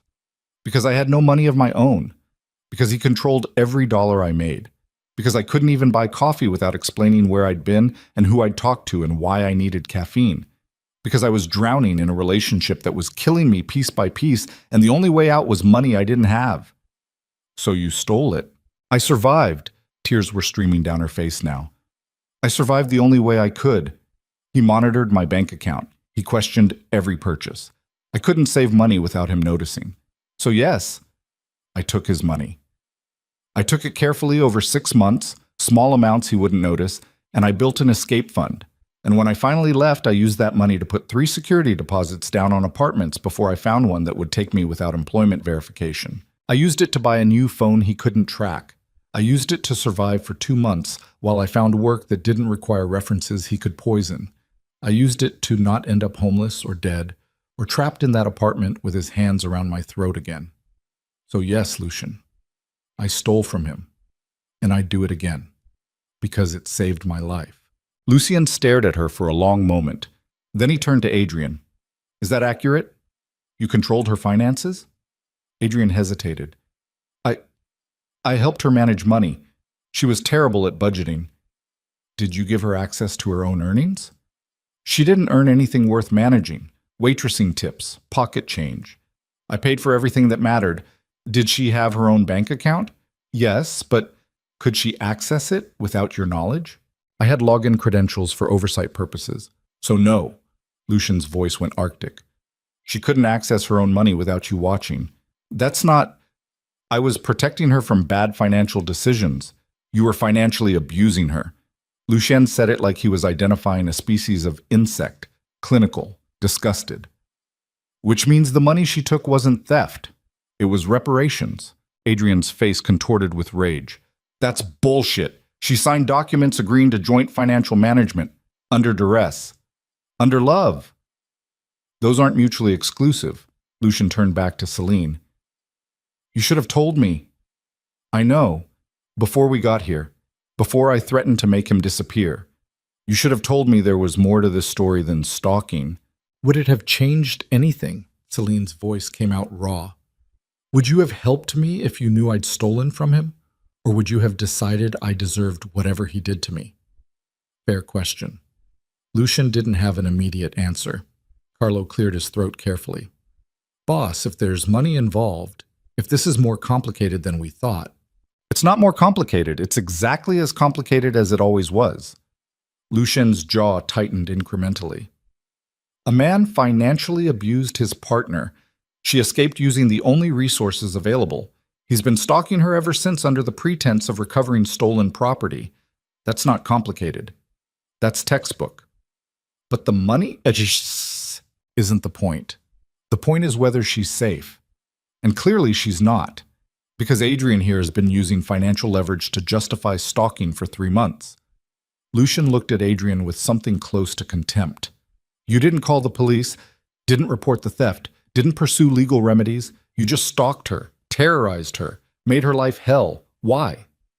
Adrian's expression shifted through several emotions before landing on something ugly. Because she needed to learn. Learn what? That she can't just... He gestured wildly, the restraints gone, but the damage to his pride permanent. That she can't just leave. That relationships don't work that way. That you don't get to destroy someone's life and walk away clean. I wanted her to understand what she'd done, how she'd hurt me. I wanted her to come back and apologize and what? You'd forgive her? Take her back? Continue abusing her? Lucien's voice could have cut glass. You didn't want the money back, Adrian. You wanted control back. The $70,000 is just the excuse you're using to justify refusing to let her go. That's not true. Then file a police report, right now. I'll drive you to the station myself. We'll let the legal system sort out whether her actions constitute theft or survival. Lucien pulled out his phone, or we can acknowledge that you don't actually want legal resolution. You want her punished, scared, returned to you with her spirit broken enough that she never tries to leave again. Which is it? Adrian stared at him with impotent rage. You think you're better than me? You're a criminal, a murderer. You've done things that make financial oversight look like fucking charity work. I've never pretended to be anything other than what I am. Lucien's voice remained calm, implacable. But you pretend your abuse is love. Your control is care. Your stalking is justified because she took money you were already using to trap her. So no, Adrian. I don't think I'm better than you. I know I am. Because at least I'm honest about being a monster. He turned to Carlo. Get him out of here. Put him on the plane to New York like we discussed. And if he resists... Lucien's smile didn't reach his eyes. Make it hurt. Carlo nodded, gesturing to the other men. They grabbed Adrian, who started struggling immediately. This isn't over, Adrian screamed as they dragged him toward the door. You think you can just... She's a thief. Everyone needs to know. I'll tell everyone. Your enemies, your business partners. I'll make sure the whole city knows Lucien Moretti is protecting a criminal. One of the men hit him. hard enough that the screaming stopped. Then they were gone, the warehouse door slamming shut with conclusive finality, leaving Celine and Lucien alone in the cavernous space with fluorescent lights humming overhead and her entire world falling apart. Lucien stood with his back to her for a long moment, just breathing, just thinking. The silence stretched until Celine couldn't bear it anymore. "Say something," she whispered. "What do you want me to say? Tell me you understand why I did it." "I understand." He turned slowly. His expression was carefully neutral. "I understand you were trapped. I understand you did what you had to do to survive. I understand the money wasn't the point, but Celine," his voice dropped to something harder, "you lied to me. I didn't, by omission. You let me threaten him. You let me bring him here. You let me plan things I can't take back. And you never mentioned that he had legitimate grievance." "It's not legitimate." "Legally, it is. Morally, ethically, practically, no. But legally, you took money that wasn't yours without permission. That's theft, no matter how justified, and that changes the equation." "How?" Celine's voice rose defensively. "How does it change anything? He was still abusing me. He's still stalking me. The money doesn't erase that. The money gives him a story that plays in court. It gives him sympathetic coverage. It makes you look like the villain and him the victim. And worse," Lucien's jaw tightened, "it makes me look like a fool who inserted himself into a domestic dispute without understanding the full picture." "Is that what you care about? How you look?" "I care about the fact that every enemy I have is going to hear about this. About how Lucien Moretti threatened a civilian over a woman who robbed him. About how I've gone soft. About how I can be manipulated through the right leverage." He ran a hand through his hair, the first sign of frustration breaking through his composure. "You made me vulnerable, Celine. You made me care about protecting you without giving me the information I needed to do it intelligently. And now Adrian's going to tell everyone. Every rival organization, every ambitious lieutenant looking for weakness. They're all going to know I have a blind spot. And that blind spot is you, Tis." The words hit like physical blows. "So what are you saying?" "I'm saying this got more complicated than either of us anticipated." "Complicated how?" Lucien's phone buzzed. He glanced at it, and something in his expression changed, hardened. "Carlo just confirmed Adrian's already made calls from the car, to people I'd rather he didn't have contact with." "What people?" "The Calabrese family." Celine recognized the name from whispered conversations at Belladonna's, one of Chicago's rival organizations, the kind of people you didn't mention out loud if you valued your continued existence. Why would he call them? "Because Adrian Cross isn't as stupid as he looks." Lucien's voice went flat. "He's selling information about you, about me, about the fact that I threatened him over a woman who stole money, and the Calabrese family is going to use that information exactly the way I would if someone handed me leverage against my enemies. They're going to come after me. They're going to come after us. You became my weakness the moment I defended you, and now everyone knows it." Celine's legs gave out. She sank onto a concrete step, her head in her hands. "I'm sorry. I should have told you. I should have—" "Yes, you should have." Lucien's tone wasn't angry, just tired. "But you didn't. And now we both have to live with the consequences." "What consequences?" His phone buzzed again, then again. A rapid-fire series of messages that made his expression progressively darker. Finally, he looked up. "Carlo says the Calabrese family wants a meeting, tonight. They're calling it a conversation about mutual interests, which means they want to negotiate." "Negotiate what?" "You." Lucien said it flatly. "They want me to hand you over. Let them deal with the theft situation their way. In exchange, they'll forget about the Adrian Cross incident. No loss of face for me, no war over a woman, clean resolution." Celine's blood turned to ice. "And if you refuse? Then they interpret my protection of you as a declaration that you're worth fighting over, which means war, which means bodies, which means the tentative peace I've spent 3 years building dissolves because I decided one woman mattered more than stability. The warehouse felt like it was closing in. So you're going to give me to them?" "I didn't say that." "But you're considering it." Lucien met her eyes directly. "I'm considering every option. That's what I do. I calculate costs, assess risks. Determine what I can afford to lose. He crossed the space between them, crouching so they were eye level. Tell me honestly, Celine. Knowing what this costs, knowing that people will die because I chose to protect you, would you make the same choice? Would you still let me threaten Adrian if you knew it would start a war? She wanted to say yes immediately, wanted to be that person who valued her own survival above everything else. But she thought about Carlo, about Marco, about the men who'd been watching her apartment, protecting her, risking themselves because Lucien had decided she mattered. She thought about bodies in warehouses, about families getting notification calls, about the cascade of violence that followed when powerful men decided something was worth fighting over. I don't know, she whispered. That's the most honest thing you've said all night. Lucien stood, pulling out his phone. I have 2 hours to decide what you're worth, what I'm willing to sacrifice to keep you safe, what I'm willing to risk to prove I don't hand over people under my protection just because someone demands it. Lucien, go back to the penthouse. Carlo will drive you. Lock yourself in the guest room. Don't answer the door for anyone except me. And Celine? He looked at her with something close to regret. Start thinking about what happens if the answer is, I can't protect you. Because if the Calabrese family pushes hard enough, if they make this about respect and territory and all the things men like me kill over, I might have to make a choice between you and everything I've built. And I honestly don't know which one I'll pick. The words gutted her. You'd really hand me over? I'd really consider it. His honesty was brutal. Because the alternative is war. And war means dozens of people dying. My people, their people. Civilians caught in crossfire. All because I decided one woman who lied to me was worth burning the city down. So yes, Celine. I'm considering every option, including the one where you disappear quietly and I maintain the empire that keeps hundreds of people fed and protected and alive. That's not fair. Nothing about this is fair, but it's real. And you need to understand that decisions have costs. He gestured toward the door. Carlo's waiting. Go. Celine stood on shaking legs. And if you decide I'm not worth it, what happens to me? I'll make sure you're safe. Different city, different identity. Enough money to start over somewhere far from here. Just not here.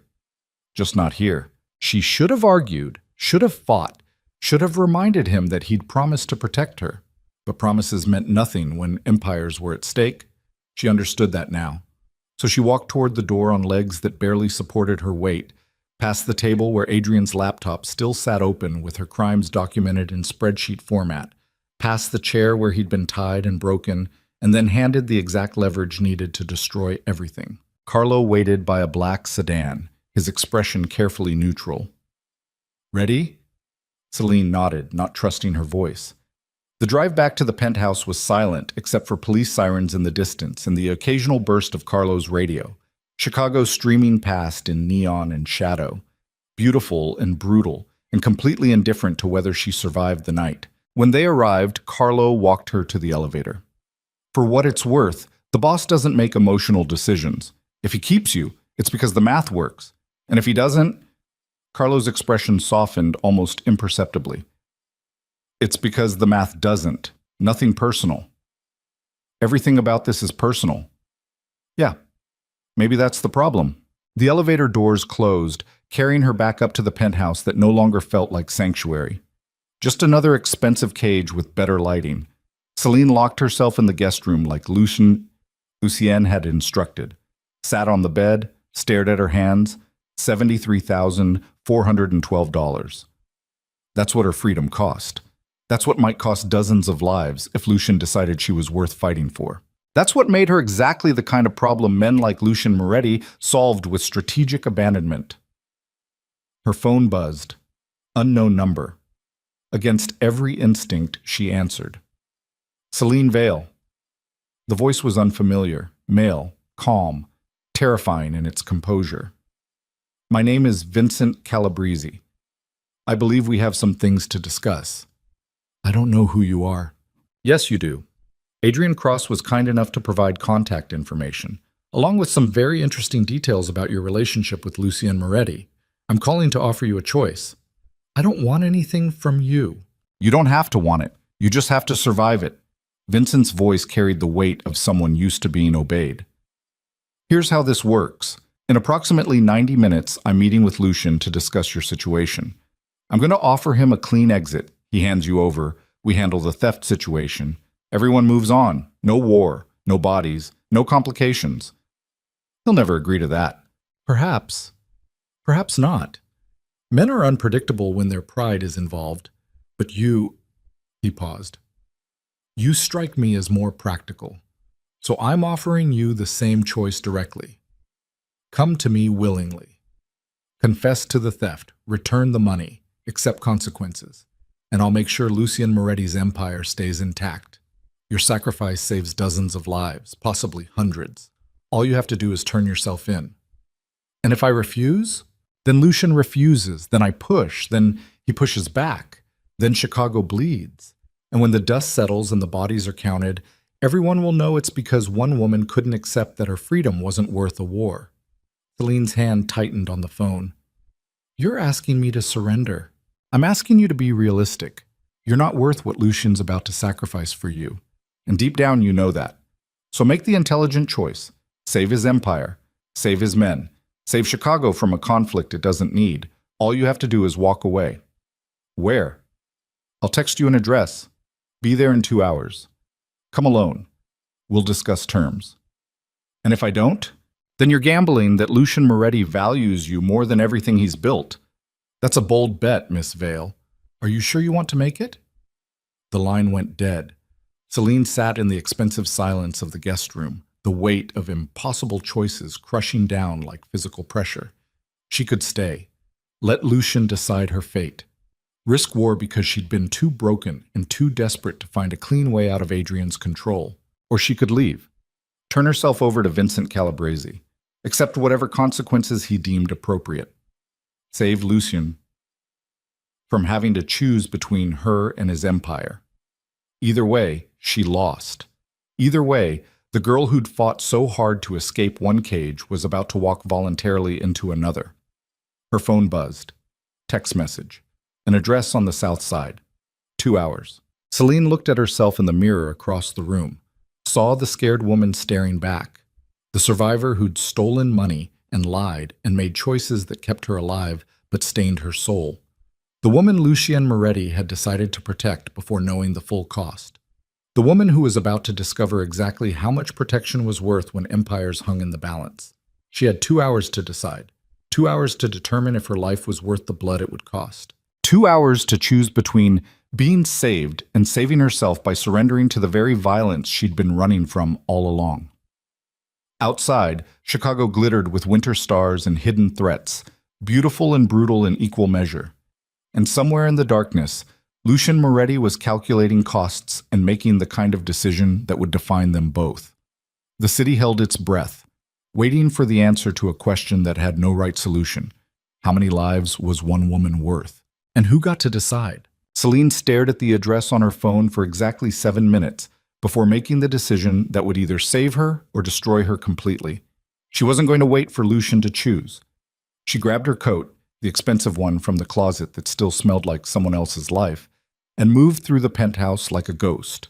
No note, no explanation. Just the quiet click of the door closing behind her and the elevator descending toward street level with mechanical indifference. The lobby security looked up as she passed. Miss Vale, Mr. Moretti left instructions. I'm just going for a walk. He said you shouldn't leave. I'm not his prisoner. The words came out harder than she intended. Am I? The guard hesitated, caught between orders and the reality that Lucien had never explicitly said to physically restrain her. No, ma'am. Then I'm leaving. Chicago's streets hit her with winter cold that burned her lungs. 2 a.m. and the city was transitioning between nightlife and early morning commerce. Drunk students stumbling toward dorms, delivery trucks rumbling through empty intersections, the perpetual hum of a place that never fully slept. Celine walked 4 blocks before hailing a cab, her hand shaking so badly she could barely open the door. Where to? The driver was Pakistani, middle-aged, looked like he'd seen enough of Chicago's darkness not to ask questions about young women traveling alone at 2 in the morning. She gave him the address Vincent Calabrese had texted. Southside Industrial Area. The kind of place where screams got swallowed by machinery noise and nobody called the police because everyone had reasons to avoid attention. The driver's eyes met hers in the rearview mirror. "You sure about that location?" "I'm not sure about anything, but drive anyway." He did. 23 minutes of silent streets and gradually decaying neighborhoods. Wealth giving way to poverty with the mathematical precision of redlining and decades of systematic neglect. The buildings got shorter, darker, more wounded looking. Chain link fences appeared. Graffiti evolved from artistic to territorial. The address belonged to a meatpacking plant that looked abandoned except for 3 black SUVs parked outside and enough security lighting to make the place look like a stage set. Celine paid the driver with cash Lucien had left in the penthouse. "Thank you." "You need me to wait?" "No." "You sure?" "Because that place, I'm sure." She wasn't. But certainty was a luxury she couldn't afford anymore. The cab disappeared into the night, leaving her alone on a street corner that smelled like old blood and industrial chemicals. The SUVs sat silent, their occupants invisible behind tinted glass. Watching. Waiting.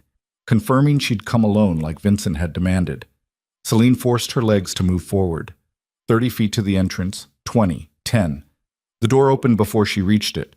Vincent Calabrese stood in the doorway like something out of a different era. Tailored suit, silver hair, the kind of face that looked distinguished until you noticed the eyes. Cold. Calculating. The eyes of someone who'd ordered deaths the way other people ordered coffee. "Miss Vale." His voice was smooth, almost pleasant. "I'm impressed. I didn't think you'd actually come. You gave me 2 hours. I'm early." Eager to resolve this situation, eager to stop running. The lie came out easily. She'd been practicing it the entire cab ride. Vincent stepped aside, gesturing toward the interior. "Then let's talk." The meatpacking plants inside was exactly what Celine expected. Hooks hanging from ceiling chains, metal tables that had hosted decades of butchery, drains in the concrete floor stained rust brown with blood and chemicals. The temperature hovered just above freezing, cold enough to preserve meat, cold enough to slow decomposition if something messier than meat needed processing. 4 men stood along the walls, armed, professional. Not the kind of hired muscle that got sloppy. The kind that followed orders precisely and never asked questions about what got ground up and shipped out in unmarked trucks. Vincent led her to a metal table in the center of the space.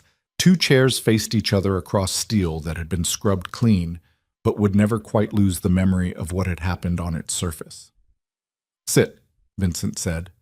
Not unkindly, just stated fact. Celine sat. The metal chair was freezing through her jeans. She kept her hands in her coat pockets so Vincent wouldn't see them shaking. He settled across from her with the casual grace of someone completely in control. "I appreciate you coming. Shows maturity. Understanding of how these situations get resolved. You made it clear I didn't have a choice. Everyone has choices. You chose self-preservation over pride. That's smart." Vincent pulled out his phone, scrolling through something. "Adrian Cross has been very forthcoming about your relationship. The money, the theft, the systematic way you extracted funds over 6 months. Very clever, actually. Most people get greedy and take too much at once. You understood patience. I understood survival. Semantics. From where I sit, you committed theft. $73,000 stolen from a man whose only crime was loving you too much." Vincent looked up. "That's the story Adrian tells. That's the story that plays well in certain circles. Man gets his heart broken and robbed by a woman who uses abuse claims to justify criminal behavior. Do you know how many people find that narrative compelling?" "I don't care." "You should, because that narrative is what's going to start a war if Lucien Moretti keeps protecting you." Vincent leaned forward slightly. "Here's what I know. Lucien inserted himself into your situation without understanding the full picture, threatened a civilian, brought him to a warehouse, and made promises he can't take back. All because he decided you were worth protecting. That makes him look weak, makes him look manipulable, makes him look like a man who makes decisions based on emotion instead of strategy." "So you're going to exploit that?" "I'm going to offer him a clean exit, return you to us. Let us handle the theft situation appropriately. He maintains his reputation, no loss of face, No war. Everyone wins except you. And what happens to me? Vincent smiled. It didn't reach his eyes. That depends on how cooperative you are. Return the money in full, with interest for the inconvenience, and I'll consider this resolved. We'll relocate you somewhere far from Chicago. New identity, clean start. You'll never see Adrian Cross again, never see Lucien Moretti again. You'll just disappear into whatever life you build next. And if I can't return the money, then we have a problem, because theft without restitution requires other forms of payment. The temperature in the room dropped another 10 degrees, though the thermometer didn't move. Celine forced herself to meet his gaze. I spent the money. Rent, food, survival. I don't have $73,000 sitting in an account somewhere. Unfortunate. Vincent's expression didn't change. But not insurmountable. You're young, attractive, capable. There are ways to work off debt. Would take time, maybe a year, maybe 3. Depends how quickly you adapt to new employment opportunities. The implication hung in the cold air like a physical presence. Celine's stomach turned to ice. You're talking about trafficking. I'm talking about debt resolution. What you call it is your business. Vincent's tone remained pleasant, conversational, like they were discussing a mortgage instead of slavery. But that's worst-case scenario. Ideally, you convince Lucien to pay the debt himself. $73,000 is nothing to a man of his resources. He cares about you enough to threaten war. Surely he cares enough to write a check. He'll never agree to that. Then you better hope you're wrong, because the meeting I have with him in... Vincent checked his watch. 42 minutes is going to determine whether this situation resolves cleanly or whether Chicago descends into the kind of violence that makes national news. And that outcome depends entirely on whether Lucien Moretti thinks you're worth $73,000 and a loss of respect. He won't come. Oh, he'll come. He's probably already on his way. Probably already figured out you left his penthouse. Probably already running calculations about what it means that you came here without telling him. Vincent's smile widened. You made this easier for me, Miss Vale. By running straight into my hands, you've demonstrated exactly what I needed to prove, that you're not loyal, not trustworthy, not worth the empire Lucien would have to sacrifice to keep you. So thank you for that. Celine's mind raced. She'd walked into a trap, thought she was making a choice, thought she was saving Lucien from having to choose between her and his organization. Instead, she'd just handed Vincent the exact leverage he needed to destroy Lucien's credibility. What if I refuse everything? She asked quietly. What if I tell you to go to hell and walk out of here right now? Then you don't walk out. Vincent said it simply, matter of fact. My men stop you, and when Lucien arrives for our meeting, he finds your body as evidence of what happens when people cross the Calabrese family. That starts the war immediately, of course, but at least you won't be alive to see the casualties. You'd kill me just to prove a point? I'd kill you to demonstrate that decisions have consequences. That's how power works, Miss Vale. Through the consistent application of promised violence. Lucien understands that. You're about to learn it. The door behind them slammed open with enough force to rattle the hanging chains. Lucien Moretti stood in the entrance with Carlo and 6 men who looked like they'd been pulled from deep cover operations. Tactical gear, suppressed weapons, the kind of security detail that didn't exist on any official payroll. His eyes found Celine immediately. The expression on his face was beyond anger, beyond betrayal. Something colder and more dangerous. The look of a man who'd just had his worst calculation confirmed. You left, he said quietly. Not a question, an accusation. Celine's voice cracked. I thought I was helping. You thought wrong. Lucien's gaze shifted to Vincent. We had a meeting scheduled. Neutral location, witnesses, rules of engagement. And you decided to move up the timeline by using her as bait. Vincent stood slowly, his hands visible and empty. She came willingly. Called her a cab herself. Walked through my door without coercion. That's not bait. That's her making intelligent choices about self-preservation. Or you threatened her into coming. I offered her options. She chose one. Are you really going to start a war over a woman who ran to me the moment she understood the real cost of your protection? The words hit Lucien like physical blows. Celine saw it in the way his jaw tightened, the way his hands curled into fists, the way something behind his eyes flickered between rage and something that looked almost like pain. Celine. He didn't move toward her, didn't cross the space between them, just stared at her like she was a stranger. Why? Because I didn't want you to have to choose. Her voice came out broken. Because every scenario ends with people dying because I stole money to escape an abuser. Because I'm not worth a war, Lucian. And you know it. You don't get to make that calculation. Someone has to, and you were stalling, weighing options, running numbers on how many lives my survival costs. I saw it in your face at the warehouse, so I made the choice for you. Tears were streaming down her face now, hot against freezing air. I chose to not let you destroy everything you built for someone who lied to you. I didn't ask you to protect me. You shouldn't have to. That's what caring about someone means. She laughed bitterly. You taught me that. You stepped between me and Adrian without being asked. You decided I was worth protecting even though it made you vulnerable. So I'm doing the same thing. I'm protecting you from the consequences of caring about me by removing myself from the equation.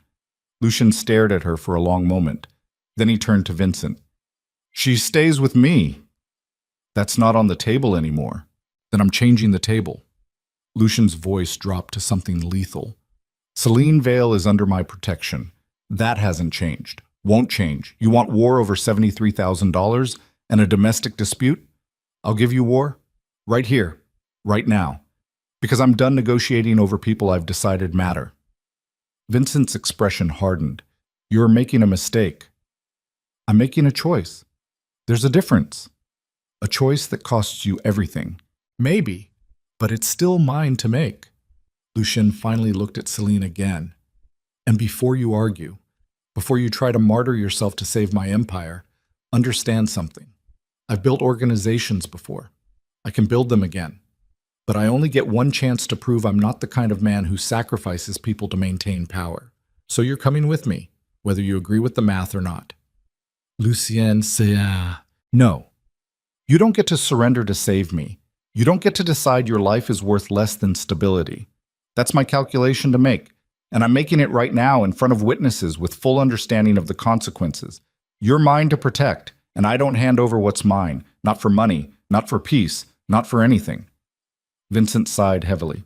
Then we have a problem. We've had a problem since you thought you could use her as leverage. Now we're just acknowledging it openly.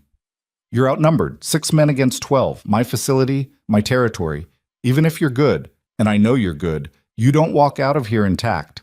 Maybe not, but neither do you. Lucian gestured almost imperceptibly.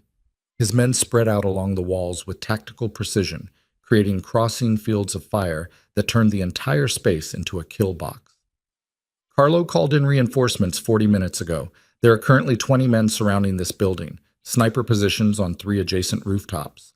The moment shooting starts inside, they breach every entrance simultaneously. You want a war, Vincent? It starts right here. Right now.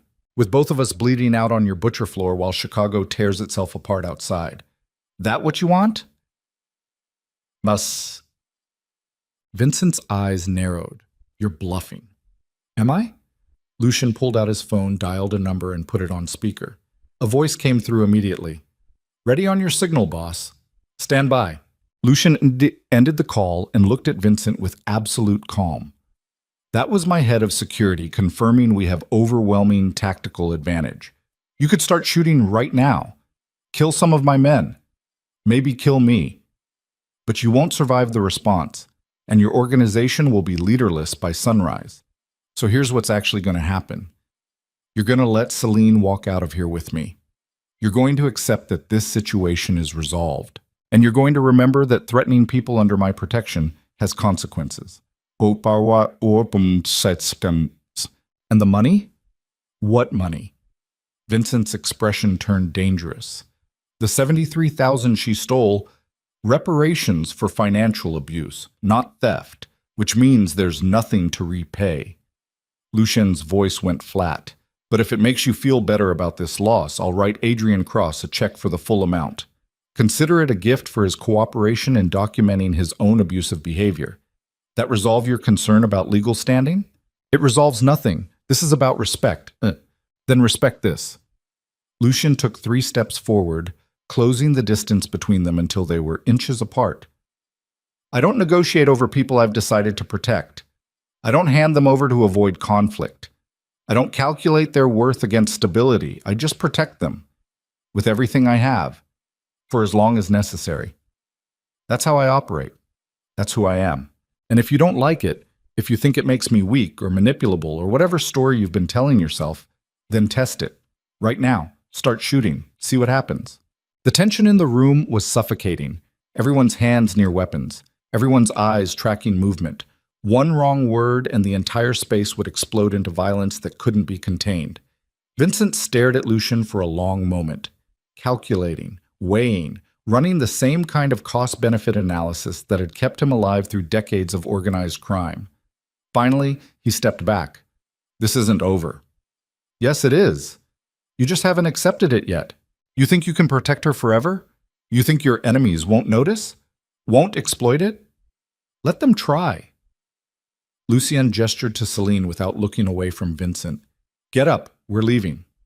Celine stood on shaking legs, crossed the space between them like walking through water.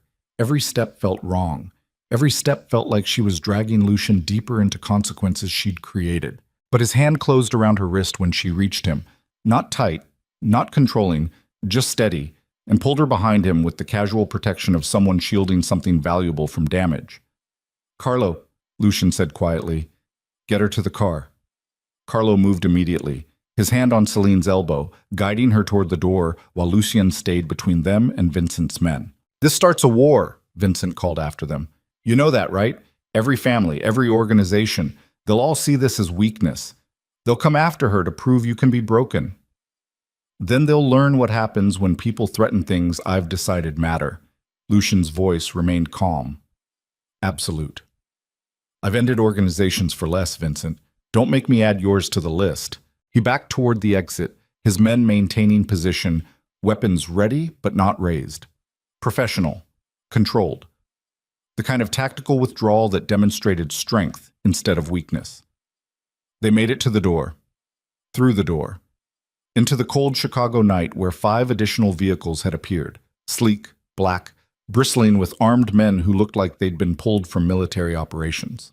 Celine found herself pushed into the back of a Mercedes, Lucien sliding in beside her, Carlo taking the front passenger seat while the driver peeled away from the meatpacking plant with controlled urgency. For 30 seconds, nobody spoke. Just the sound of tires on wet pavement and the distant wail of sirens that might have been related, or might have been the city's constant background noise. Then Lucien turned to her. You left. I thought, you thought you'd sacrifice yourself to save me from having to choose. You thought surrendering to Vincent Calabrese would resolve this cleanly. You thought your life was worth less than the stability of my organization. His voice was completely devoid of emotion, which somehow made it worse. You thought wrong. I was trying to help. You were trying to make yourself smaller. Trying to disappear, trying to become the kind of person who doesn't deserve protection because accepting protection costs something. Lucien's hands were shaking slightly, the first sign of lost composure she'd ever seen from him. Do you have any idea what I thought when I found you gone? When Carlo confirmed you'd left the building against explicit instructions? When we tracked your cab to that address, and I realized you'd walked straight into the one place I couldn't protect you without starting the exact war you were trying to prevent? I'm sorry. Sorry doesn't cover it. His voice rose slightly. You made yourself bait. You made yourself leverage. You handed Vincent everything he needed to prove I'm vulnerable. And worse, you did it because you decided unilaterally that your life wasn't worth fighting for. Who gave you that authority, Celine? Who told you that you get to calculate your own worth and determine that it falls short? Nobody had to tell me. I know what I cost you tonight. I know what keeping me safe means for your organization. You know nothing. Lucien's composure finally cracked completely. You know nothing about what I've built or how I maintain it or what I'm willing to sacrifice to prove I'm not the kind of man who abandons people the moment protection gets expensive. You think this is about money? About territory? About respect? It's about proving that when I decide someone matters, they fucking matter. Consequences don't change that. Costs don't change that. Other people's opinions about my choices don't change that. The only thing that changes it is death, mine or theirs. That's the only variable that ends my protection. And you tried to remove yourself from that equation by walking into a trap. Do you understand how close you came to forcing me to start the war you were trying to prevent? How close I came to burning Vincent's organization to the ground because he had you in a room with armed men? But you didn't, because he blinked first, because he calculated that I meant every word and decided dying tonight wasn't worth proving a point. But if he'd called my bluff, if he'd decided to test whether I'd really start a war over you, that entire building would be a crematorium right now and you'd be dead in the crossfire. Is that what you wanted? Is that the help you were offering? Celine couldn't stop crying. I didn't know what else to do. You were calculating costs, weighing options. I saw it in your face. The moment when you realized protecting me meant losing everything else, and you decided to make the choice for me. Lucien's voice dropped back to something quieter, more dangerous. You decided you knew better than I did what I could afford to lose. That's not trust, Celine. That's condescension. You didn't trust me to choose you. Didn't trust that maybe, just maybe, I've spent my entire life building organizations precisely so I have the resources to protect people without negotiation, without compromise, without abandoning them the moment someone threatens consequences. I was trying to save you. I don't need saving. I need you to trust that when I say I'm protecting you, I mean it completely. No conditions, no calculations, no point at which the math tips against you and I hand you over to make my life easier. He was staring at her with something between fury and desperation. I have killed men for less than what Vincent tried tonight. I have destroyed organizations for making threats. I have burned entire territories to prove a point about what happens when people test my boundaries. And you think I'd do any less for someone I've decided matters? You think I'd let them take you because the alternative was inconvenient? You said you might have to choose. I said I was considering every option. That's strategy. That's due diligence. That's making sure I understand the full picture before committing to a path I can't walk back from. But the moment you left, the moment I realized you'd surrendered yourself to save me from having to choose, every calculation disappeared. There was only one option left: get you back. Whatever it cost, however many bodies it required, that became the only math that mattered. The car turned onto Lakeshore Drive, Chicago's skyline glittering to their right like a circuit board designed by someone who'd never heard of subtlety. Carlo spoke quietly from the front seat. Boss, we've got a problem. What kind? Vincent made calls immediately after we left, to everyone, every organization, every family with territory in Chicago. He's spinning this as you choosing a woman over business, calling emergency sit-downs, building a coalition. Let him. Boss, let him. Lucian's voice carried absolute finality. If Vincent Calabrese wants to spend political capital convincing other organizations that caring about people makes me weak, he's welcome to try.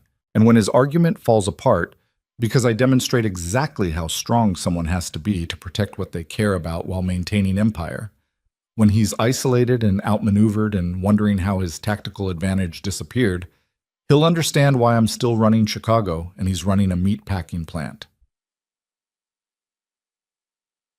You're going to war. I'm going to demonstrate why declaring war on me was the last mistake Vincent Calabrese makes. There's a difference. Carlo nodded slowly. What do you need? Every asset we have, every favor owed, every piece of leverage we've accumulated over 3 years of careful positioning. I want Vincent's suppliers pressured, his distribution networks compromised, his political protection removed. I want him bleeding resources faster than he can replace them. And I want it done quietly enough that he doesn't realize he's being dismantled until it's too late to stop it. That'll take weeks, maybe months. Then we have time to be thorough. Lucien finally looked away from Celine, his attention shifting to the tactical problem in front of him. Vincent made a mistake tonight. He thought threatening someone I care about would force me to choose between sentiment and strategy. Instead, he just demonstrated to every other organization exactly what happens when people test my boundaries. By the time I'm done, he'll be an object lesson, and nobody will ever question whether I mean what I say about protection again. The car pulled up to the penthouse building. Security opened the doors immediately. Their presence doubled since Celine had left hours earlier. Lucien climbed out, then extended a hand to help her. She took it automatically, her legs barely supporting her weight. They rode the elevator in silence, walked through the penthouse without speaking. The dawn was starting to break over Lake Michigan, pink and gold light spilling across the water like something beautiful, pretending the night's violence hadn't happened. Finally, in the center of the living room, Lucien turned to face her fully. "I'm going to ask you a question," he said quietly, "and I need you to answer honestly. Can you live with what I'm about to do? Can you accept that Vincent Calabrese is going to disappear? Not tonight, not tomorrow, but soon, because he threatened you? Can you carry that weight? Because if you can't, if you're going to spend the rest of your life questioning whether you're worth the violence I'm about to commit, then we need to have a different conversation right now." Celine met his gaze. Thought about Adrian stalking her for 3 months, about Vincent's casual discussion of trafficking, about the constant grinding fear that had defined her existence since she'd escaped one man's control, only to become target practice for every other man who thought women were property to be claimed or corrected. "I can live with it," she said. "Can you?" "I've lived with worse." Lucien's expression softened almost imperceptibly. "But this is different. This is personal. And personal violence leaves different scars. Then we'll be scarred together." He smiled without humor. "That's the most honest thing you've said all night." "I'm tired of lying." Celine's voice cracked. "I'm tired of hiding. I'm tired of making myself smaller to avoid being hurt. I stole that money because I needed to survive. I left your penthouse tonight because I thought I was protecting you. And I'm standing here now because you decided I was worth more than peace.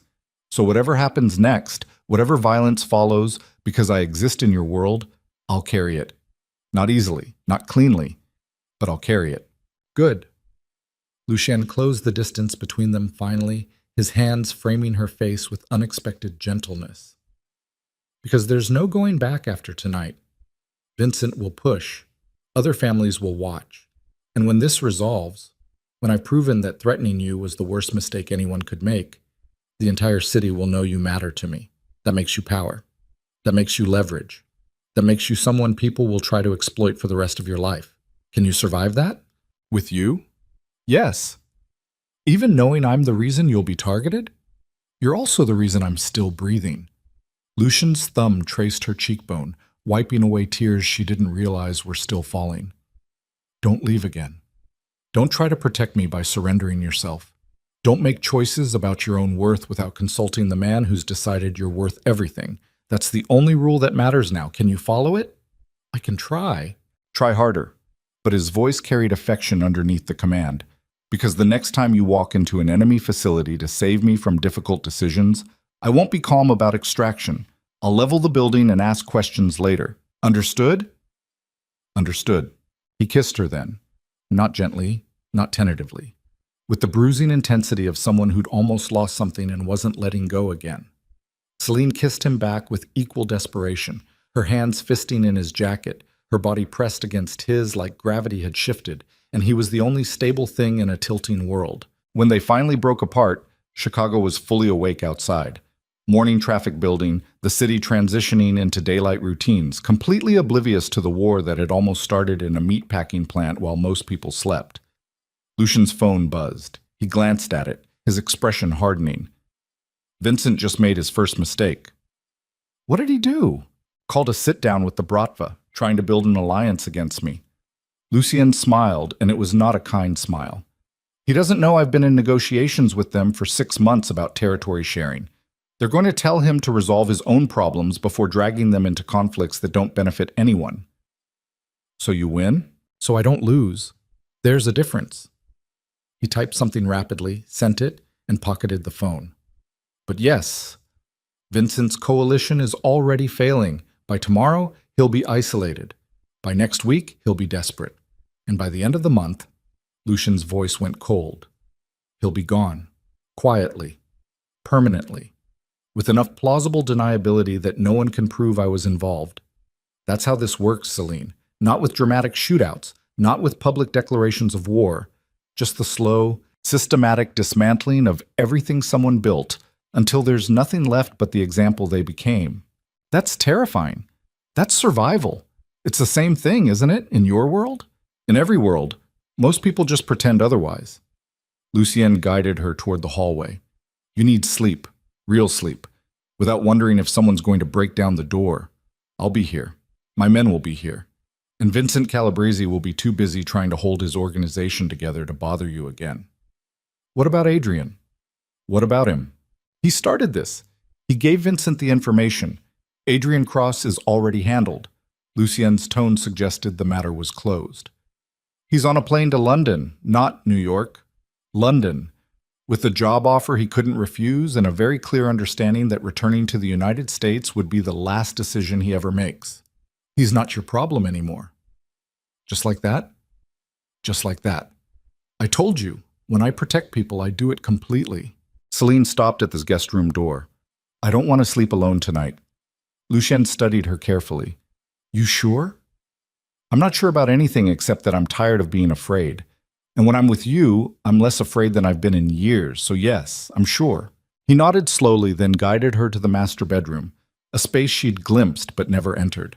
Massive windows overlooking the lake, minimalist furniture, everything expensive and impersonal except for the books stacked on the nightstand. Philosophy, strategy, history. The reading material of someone who'd built an empire through understanding human nature's darkest patterns. They lay down fully clothed on top of the covers, Celine's head on Lucienne's chest, his heartbeat steady beneath her ear, proof of life, proof of safety, proof that for tonight at least nothing could reach her. Lucienne? She whispered. Yeah? Thank you for tonight, for choosing me even when it cost everything. It didn't cost everything. His hand moved through her hair with unexpected gentleness. It cost some things, but not everything. And what I gained, he paused, searching for words. What I gained was worth more than what I lost. What did you gain? Proof that I'm still human underneath all this, that I can still care about something other than territory and power and control. That's worth protecting, even if it comes with blood attached. Celine closed her eyes, exhaustion finally overwhelming adrenaline. We're going to hell for this, aren't we? Probably. Lucien's voice carried dark amusement. But at least we'll go together. Outside, Chicago glittered with spring morning light, beautiful and brutal in equal measure. And somewhere in the industrial South Side, Vincent Calabrese was discovering that declaring war on Lucien Moretti came with consequences that couldn't be negotiated away. The city held its breath, waiting for the final move in a game that had only one possible ending.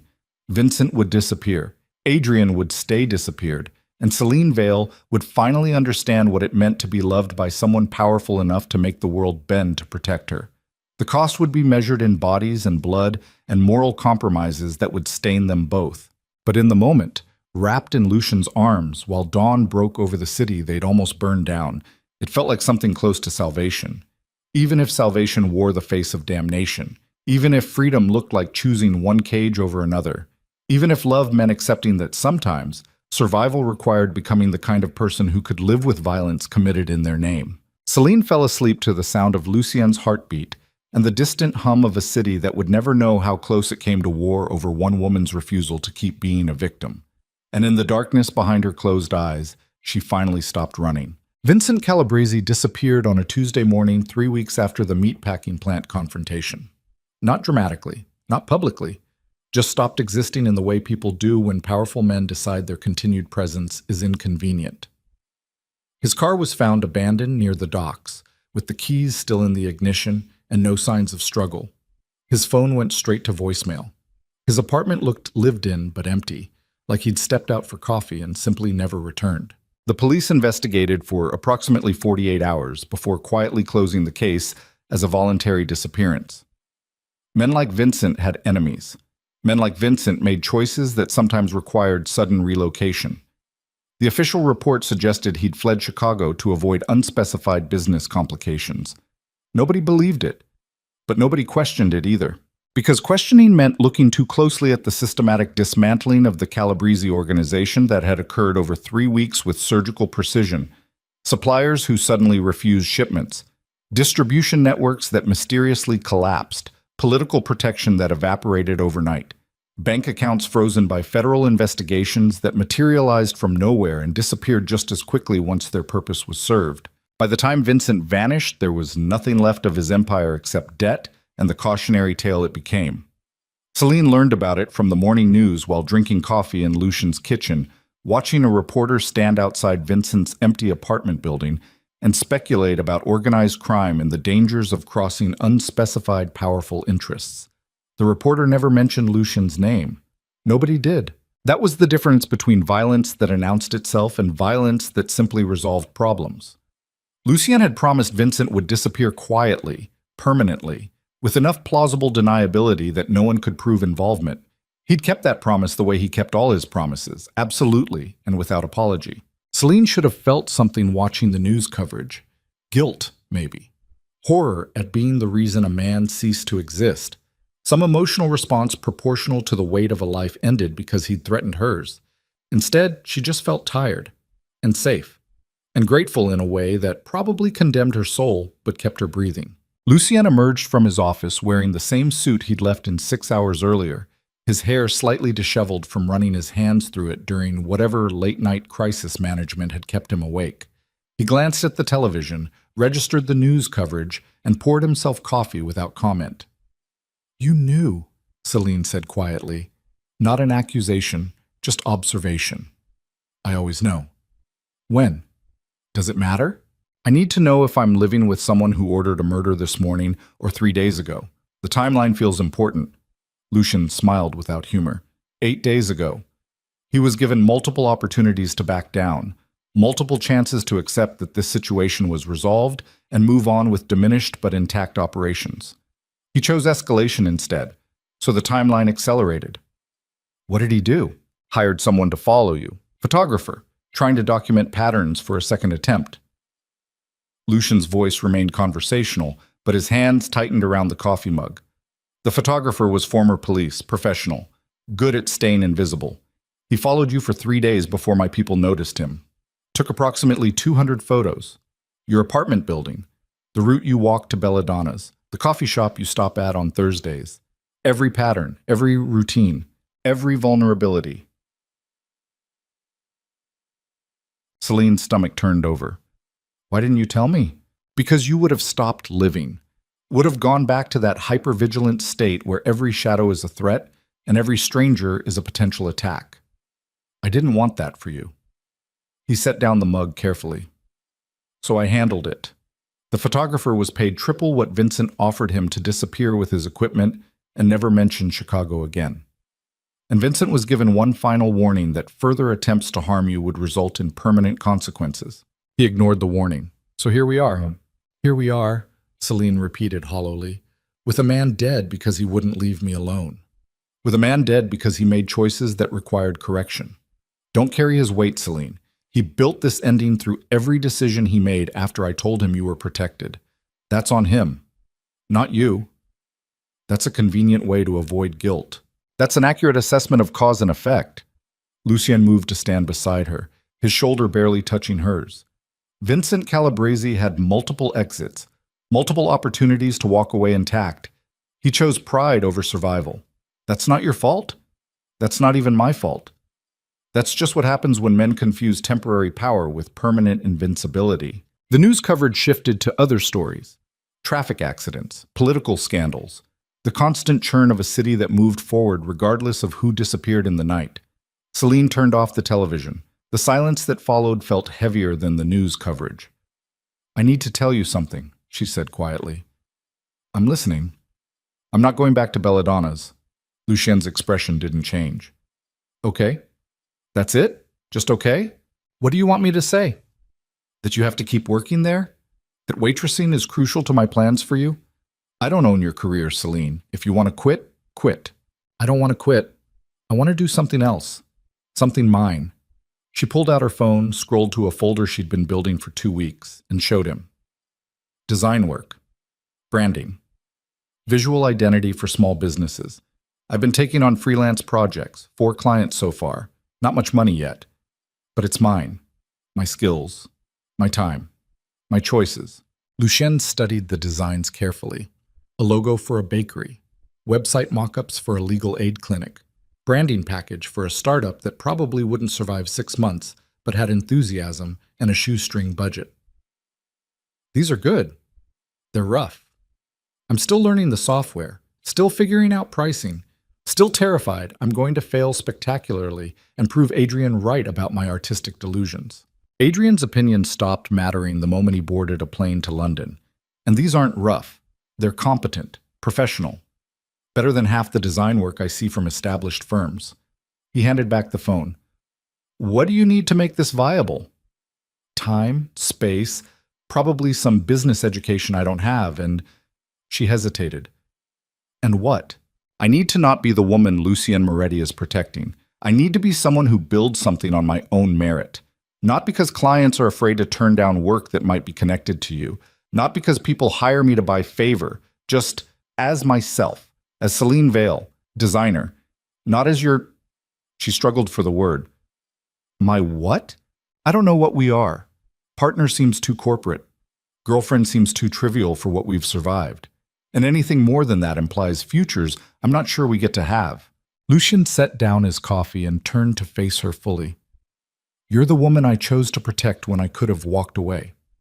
The woman I threatened war over. The woman I dismantled an organization for. The woman I wake up next to and fall asleep beside and think about during meetings when I should be focusing on territory negotiations. That's what you are. The label doesn't matter. The reality does. The reality is complicated. The reality is simple. Everything else is complicated. He cupped her face gently. And as for building something on your own merit, you already are. The fact that you're with me doesn't diminish your talent. It just means you're building from a position of safety instead of desperation. That's not a weakness. That's an advantage you earned by surviving long enough to claim it. I don't want people to think... People will think whatever serves their narrative. You can't control that. You can only control whether you let their opinions stop you from doing the work you're capable of. His thumb traced her cheekbone with familiar tenderness. So build your business, take on clients, create things.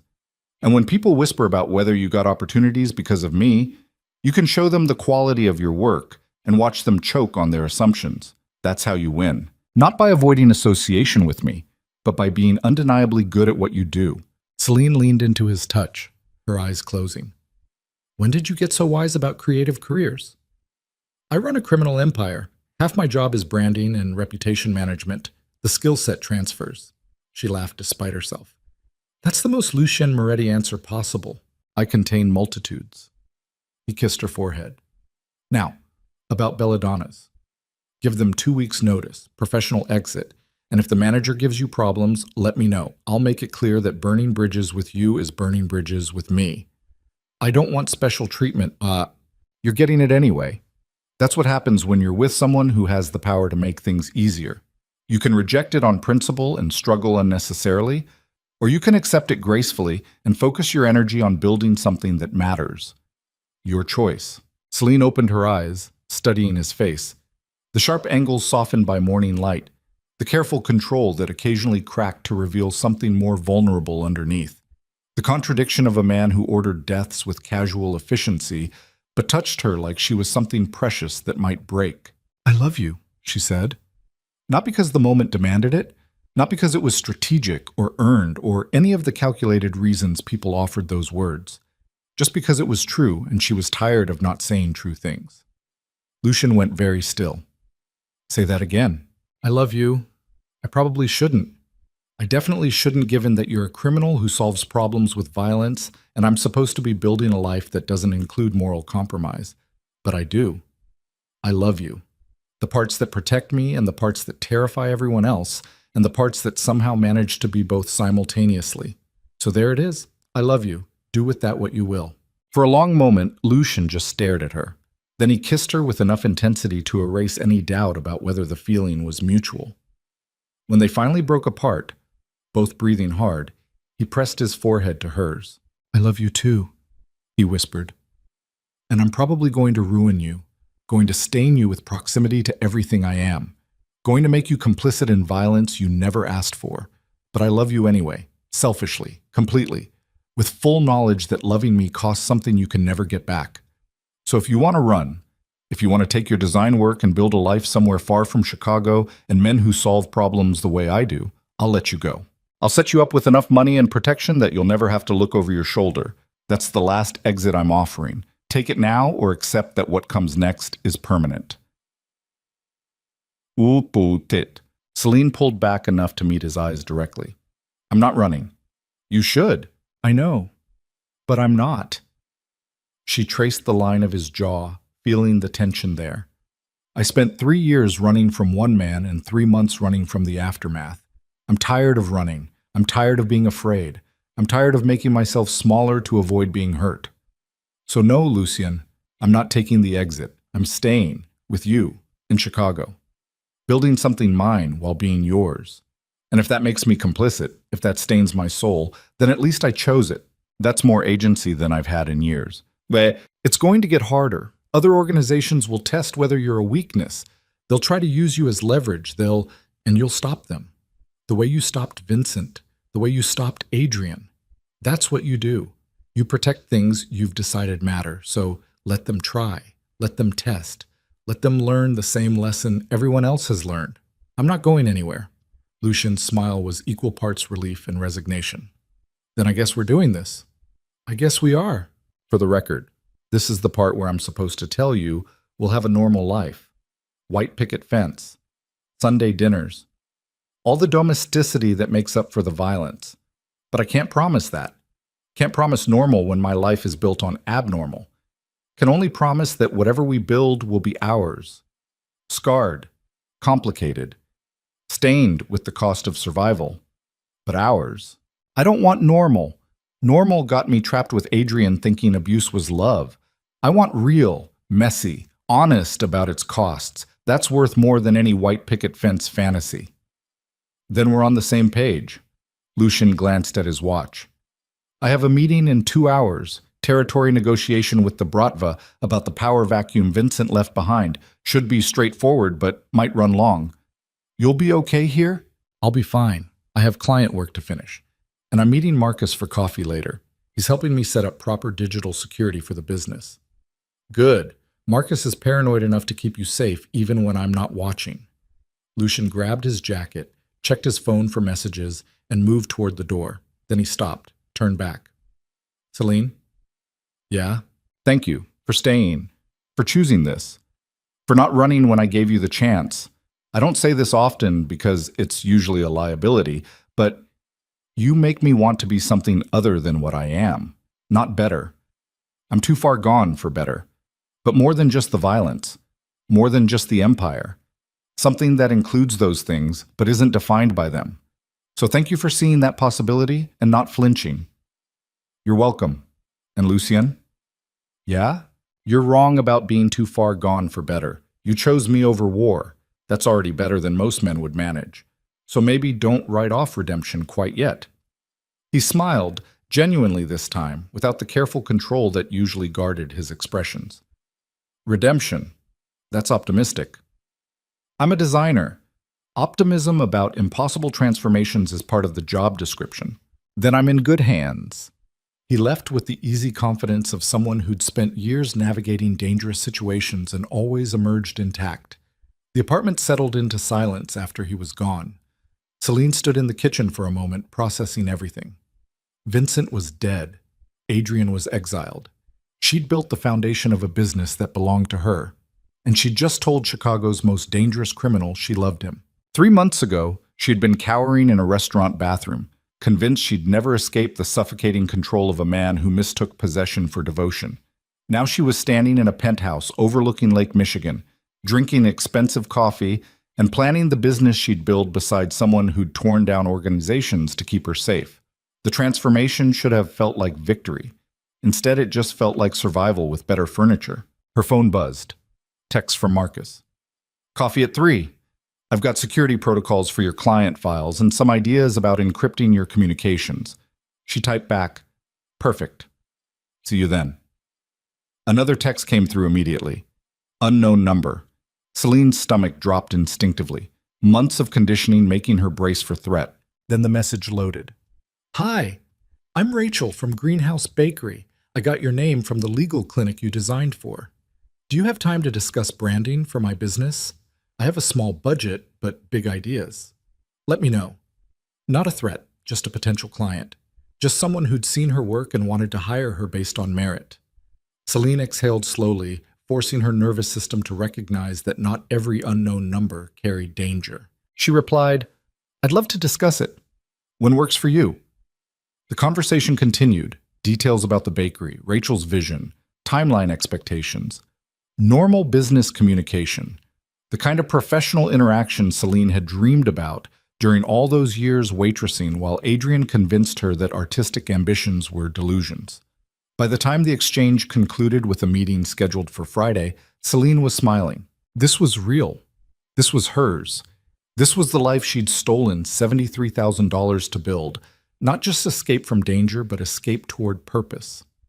The money was gone now, used for survival and security deposits and all the infrastructure required to rebuild from nothing. She'd never be able to repay it, didn't want to. That money represented the price of her freedom, and freedom wasn't something she owed restitution for. Adrian would disagree, would probably spend the rest of his life convincing himself she'd destroyed him maliciously instead of desperately. But Adrian was in London now, living whatever exile Lucien had arranged, and his opinion had exactly as much weight as she gave it, which was none. Celine spent the next 3 hours working on the legal clinic's website revisions, losing herself in the technical problem-solving that had always quieted her mind. Color theory, user experience, the satisfaction of making something functional beautiful and something beautiful functional. She was deep in CSS troubleshooting when her phone rang, Carlo's name on the screen. Hello? Celine, you alone? Carlo's voice carried tension that immediately put her on alert. Yes. Lucien's in a meeting. Why? I need you to listen carefully and not panic. Adrian Cross is back in Chicago. The world tilted sideways. What? He landed at O'Hare 4 hours ago using a passport we didn't know he had. British, different name. We only caught it because facial recognition flagged him at customs. He's not supposed to be here. The agreement was explicit. He stays in London. He lives. He comes back. Consequences are permanent. Does Lucien know? I called him first. He's handling the Bratva meeting, but says to keep you at the penthouse until he can confirm Adrian's location and intentions. I've got men outside the building. You're safe there. But don't leave. Don't answer the door for anyone except Lucien or me. Understood? Understood. Celine's hands were shaking. Carlo, why would he come back? He knows what happens if... I don't know. Maybe desperation. Maybe stupidity. Maybe he's decided dying is worth one last attempt to hurt you. Doesn't matter. What matters is you stay put until we locate him. I'm on my way to you now. 20 minutes. Okay.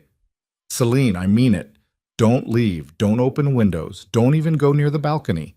If something happens before I get there, you call 911 first and Lucien second, not the other way around. Understand why? Because police response is faster.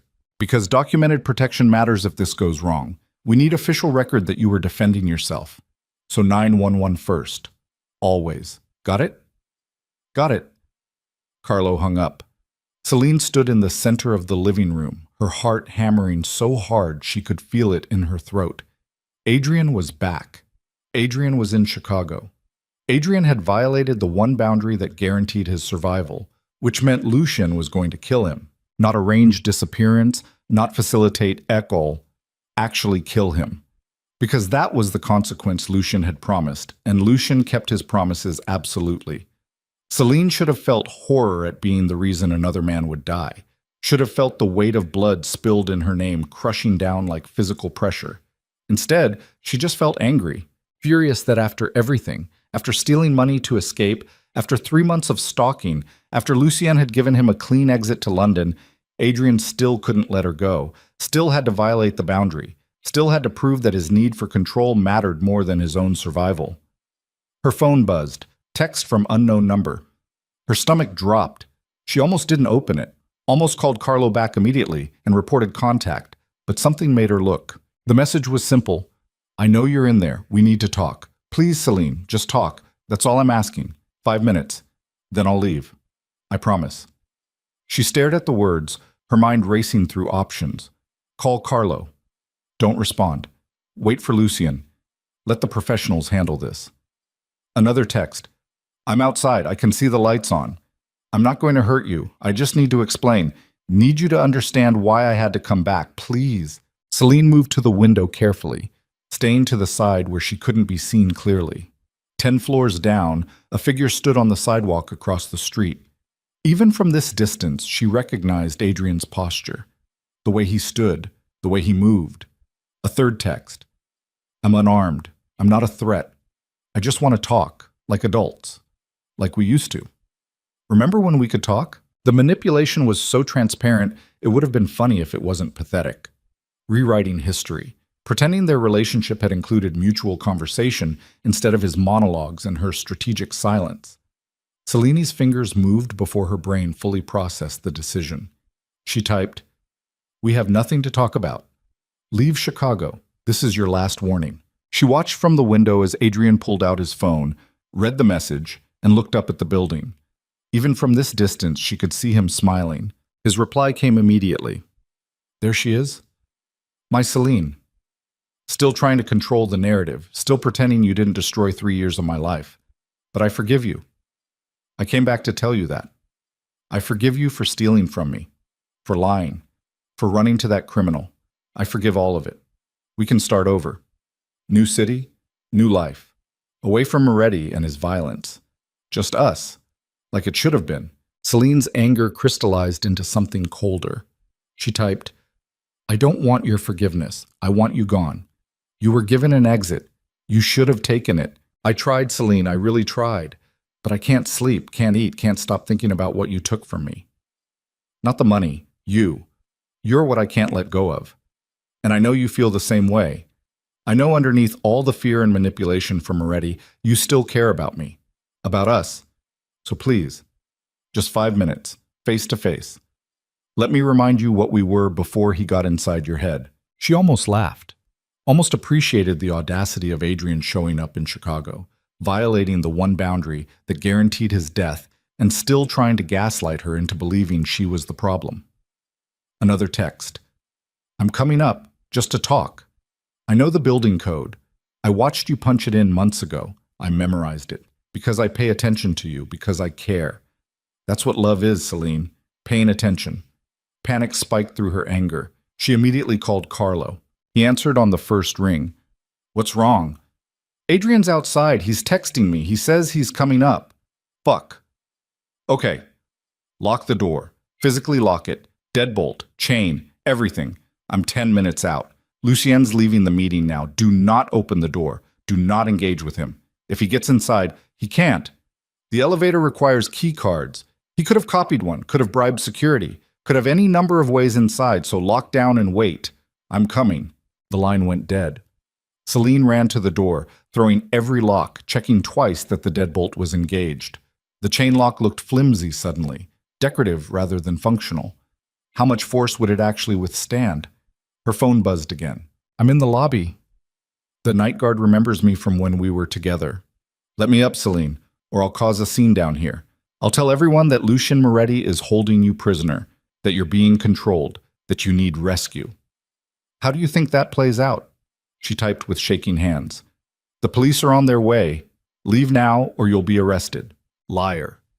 You didn't call the police, you called Moretti, which means I have maybe 8 minutes before his people arrive to disappear me. That's enough time for us to talk. So let me up, or I start screaming in the lobby about kidnapping and domestic violence and watch how fast actual police show up. Your choice." He was right. If Adrian caused a scene in the lobby, building security would call police. Real police. Who would ask questions about why a woman was living in a known criminal's penthouse? Who might start looking into Lucien's business more closely than was safe? Adrian knew exactly what leverage he still had. Not physical threat. Public exposure. Celine's mind raced. She could let him up, keep him talking until Carlo arrived, but that meant being alone with him in an enclosed space. Meant trusting that he actually was unarmed. Meant gambling her safety against his promise that he just wanted to talk. Or she could call his bluff. Let him cause a scene, let police get involved. Deal with the complications that followed. Except that protecting herself might mean exposing Lucien to scrutiny he couldn't afford. She was still calculating when the elevator chimed. Her blood turned to ice. Someone had called the elevator to this floor. Someone with access codes. Someone who'd bypassed building security.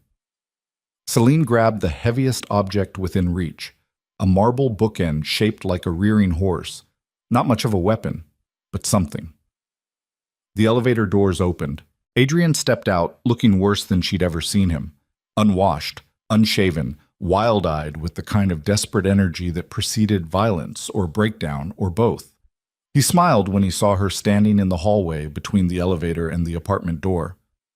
"Hi, Celine." "Get back in the elevator." "Can't. Already coming up here was burning my last bridge. Might as well finish the conversation." He moved slowly toward her, his hands visible and empty. "I'm not armed. I'm not dangerous. I'm just a man who loved you so much he crossed an ocean and risked his life to see you one more time.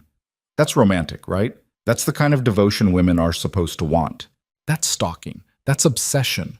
That's you refusing to accept rejection even when it's delivered with threats of murder." "He can't murder me if there are witnesses." Adrian gestured vaguely toward the building's interior security cameras. "This is all being recorded, which means if I disappear now, there's evidence, documentation. Police will have questions Moretti can't answer. So really, I've got all the power here, because killing me publicly costs more than letting me walk away." "Then walk away." "After I say what I came to say." Adrian stopped about 6 feet from her, close enough to talk normally, far enough that she could theoretically react if he lunged. "I forgive you, Celine, for all of it. The theft, the lies, the betrayal. I forgive you because I understand you were scared, confused, manipulated by a man whose entire existence is based on controlling people through fear. But I can save you from that. We can leave together, right now. Walk out of this building and start over somewhere Moretti can't reach us. Somewhere you can remember who you were before he convinced you that his protection was love. His protection is love, because it lets me breathe, because it doesn't demand I become smaller to deserve it, because it treats my fear as unacceptable instead of inevitable." Celine's voice steadied as she spoke.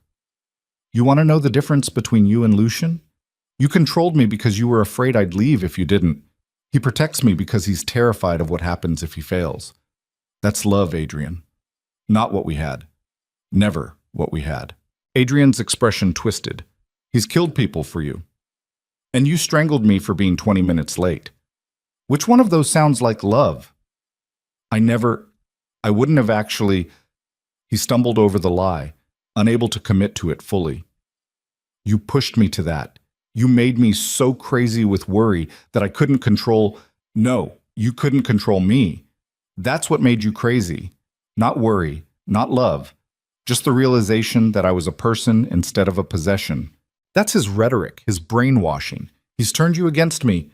You turned me against you by yourself. Through choices you made, actions you took, hands you put on my throat. This is your responsibility, Adrian, not mine, not Lucien's, yours. And the fact that you still can't acknowledge that you're still rewriting history to make yourself the victim, means you learned nothing, changed nothing. You're exactly the same man you were when I left, just more desperate." Adrian's hands curled into fists. "I crossed an ocean for you. I didn't ask you to. I risked my life. For you, not for me. You risked your life to prove something to yourself, to demonstrate that you still have control, that you can still make me afraid. That's why you came back, Adrian. Not for reconciliation, for power. One last chance to make me flinch. That's not— You're twisting everything." "I'm telling the truth, finally, without fear. That's what Lucien gave me. Permission to stop being afraid of you. Permission to say all the things I swallowed for 3 years because speaking them wasn't safe. So here's the truth you need to hear. I never loved you. I loved who you pretended to be in the beginning before I realized the charm was packaging for cruelty. I stayed because I was financially trapped and emotionally manipulated into believing I couldn't survive without you. And I left because staying meant dying, literally or spiritually, doesn't matter which. That's the truth. That's what happened. And no amount of ocean crossing changes it." Adrian stared at her with something between shock and rage. "You bitch!" There it is, the man underneath the performance, the one who only appears when control slips. That's who you are, Adrian, not the romantic who crossed oceans, Not the victim of theft and betrayal, just a man who's angry that his favorite toy escaped and won't come back to the box. I could hurt you. His voice dropped to something dangerous. Right now.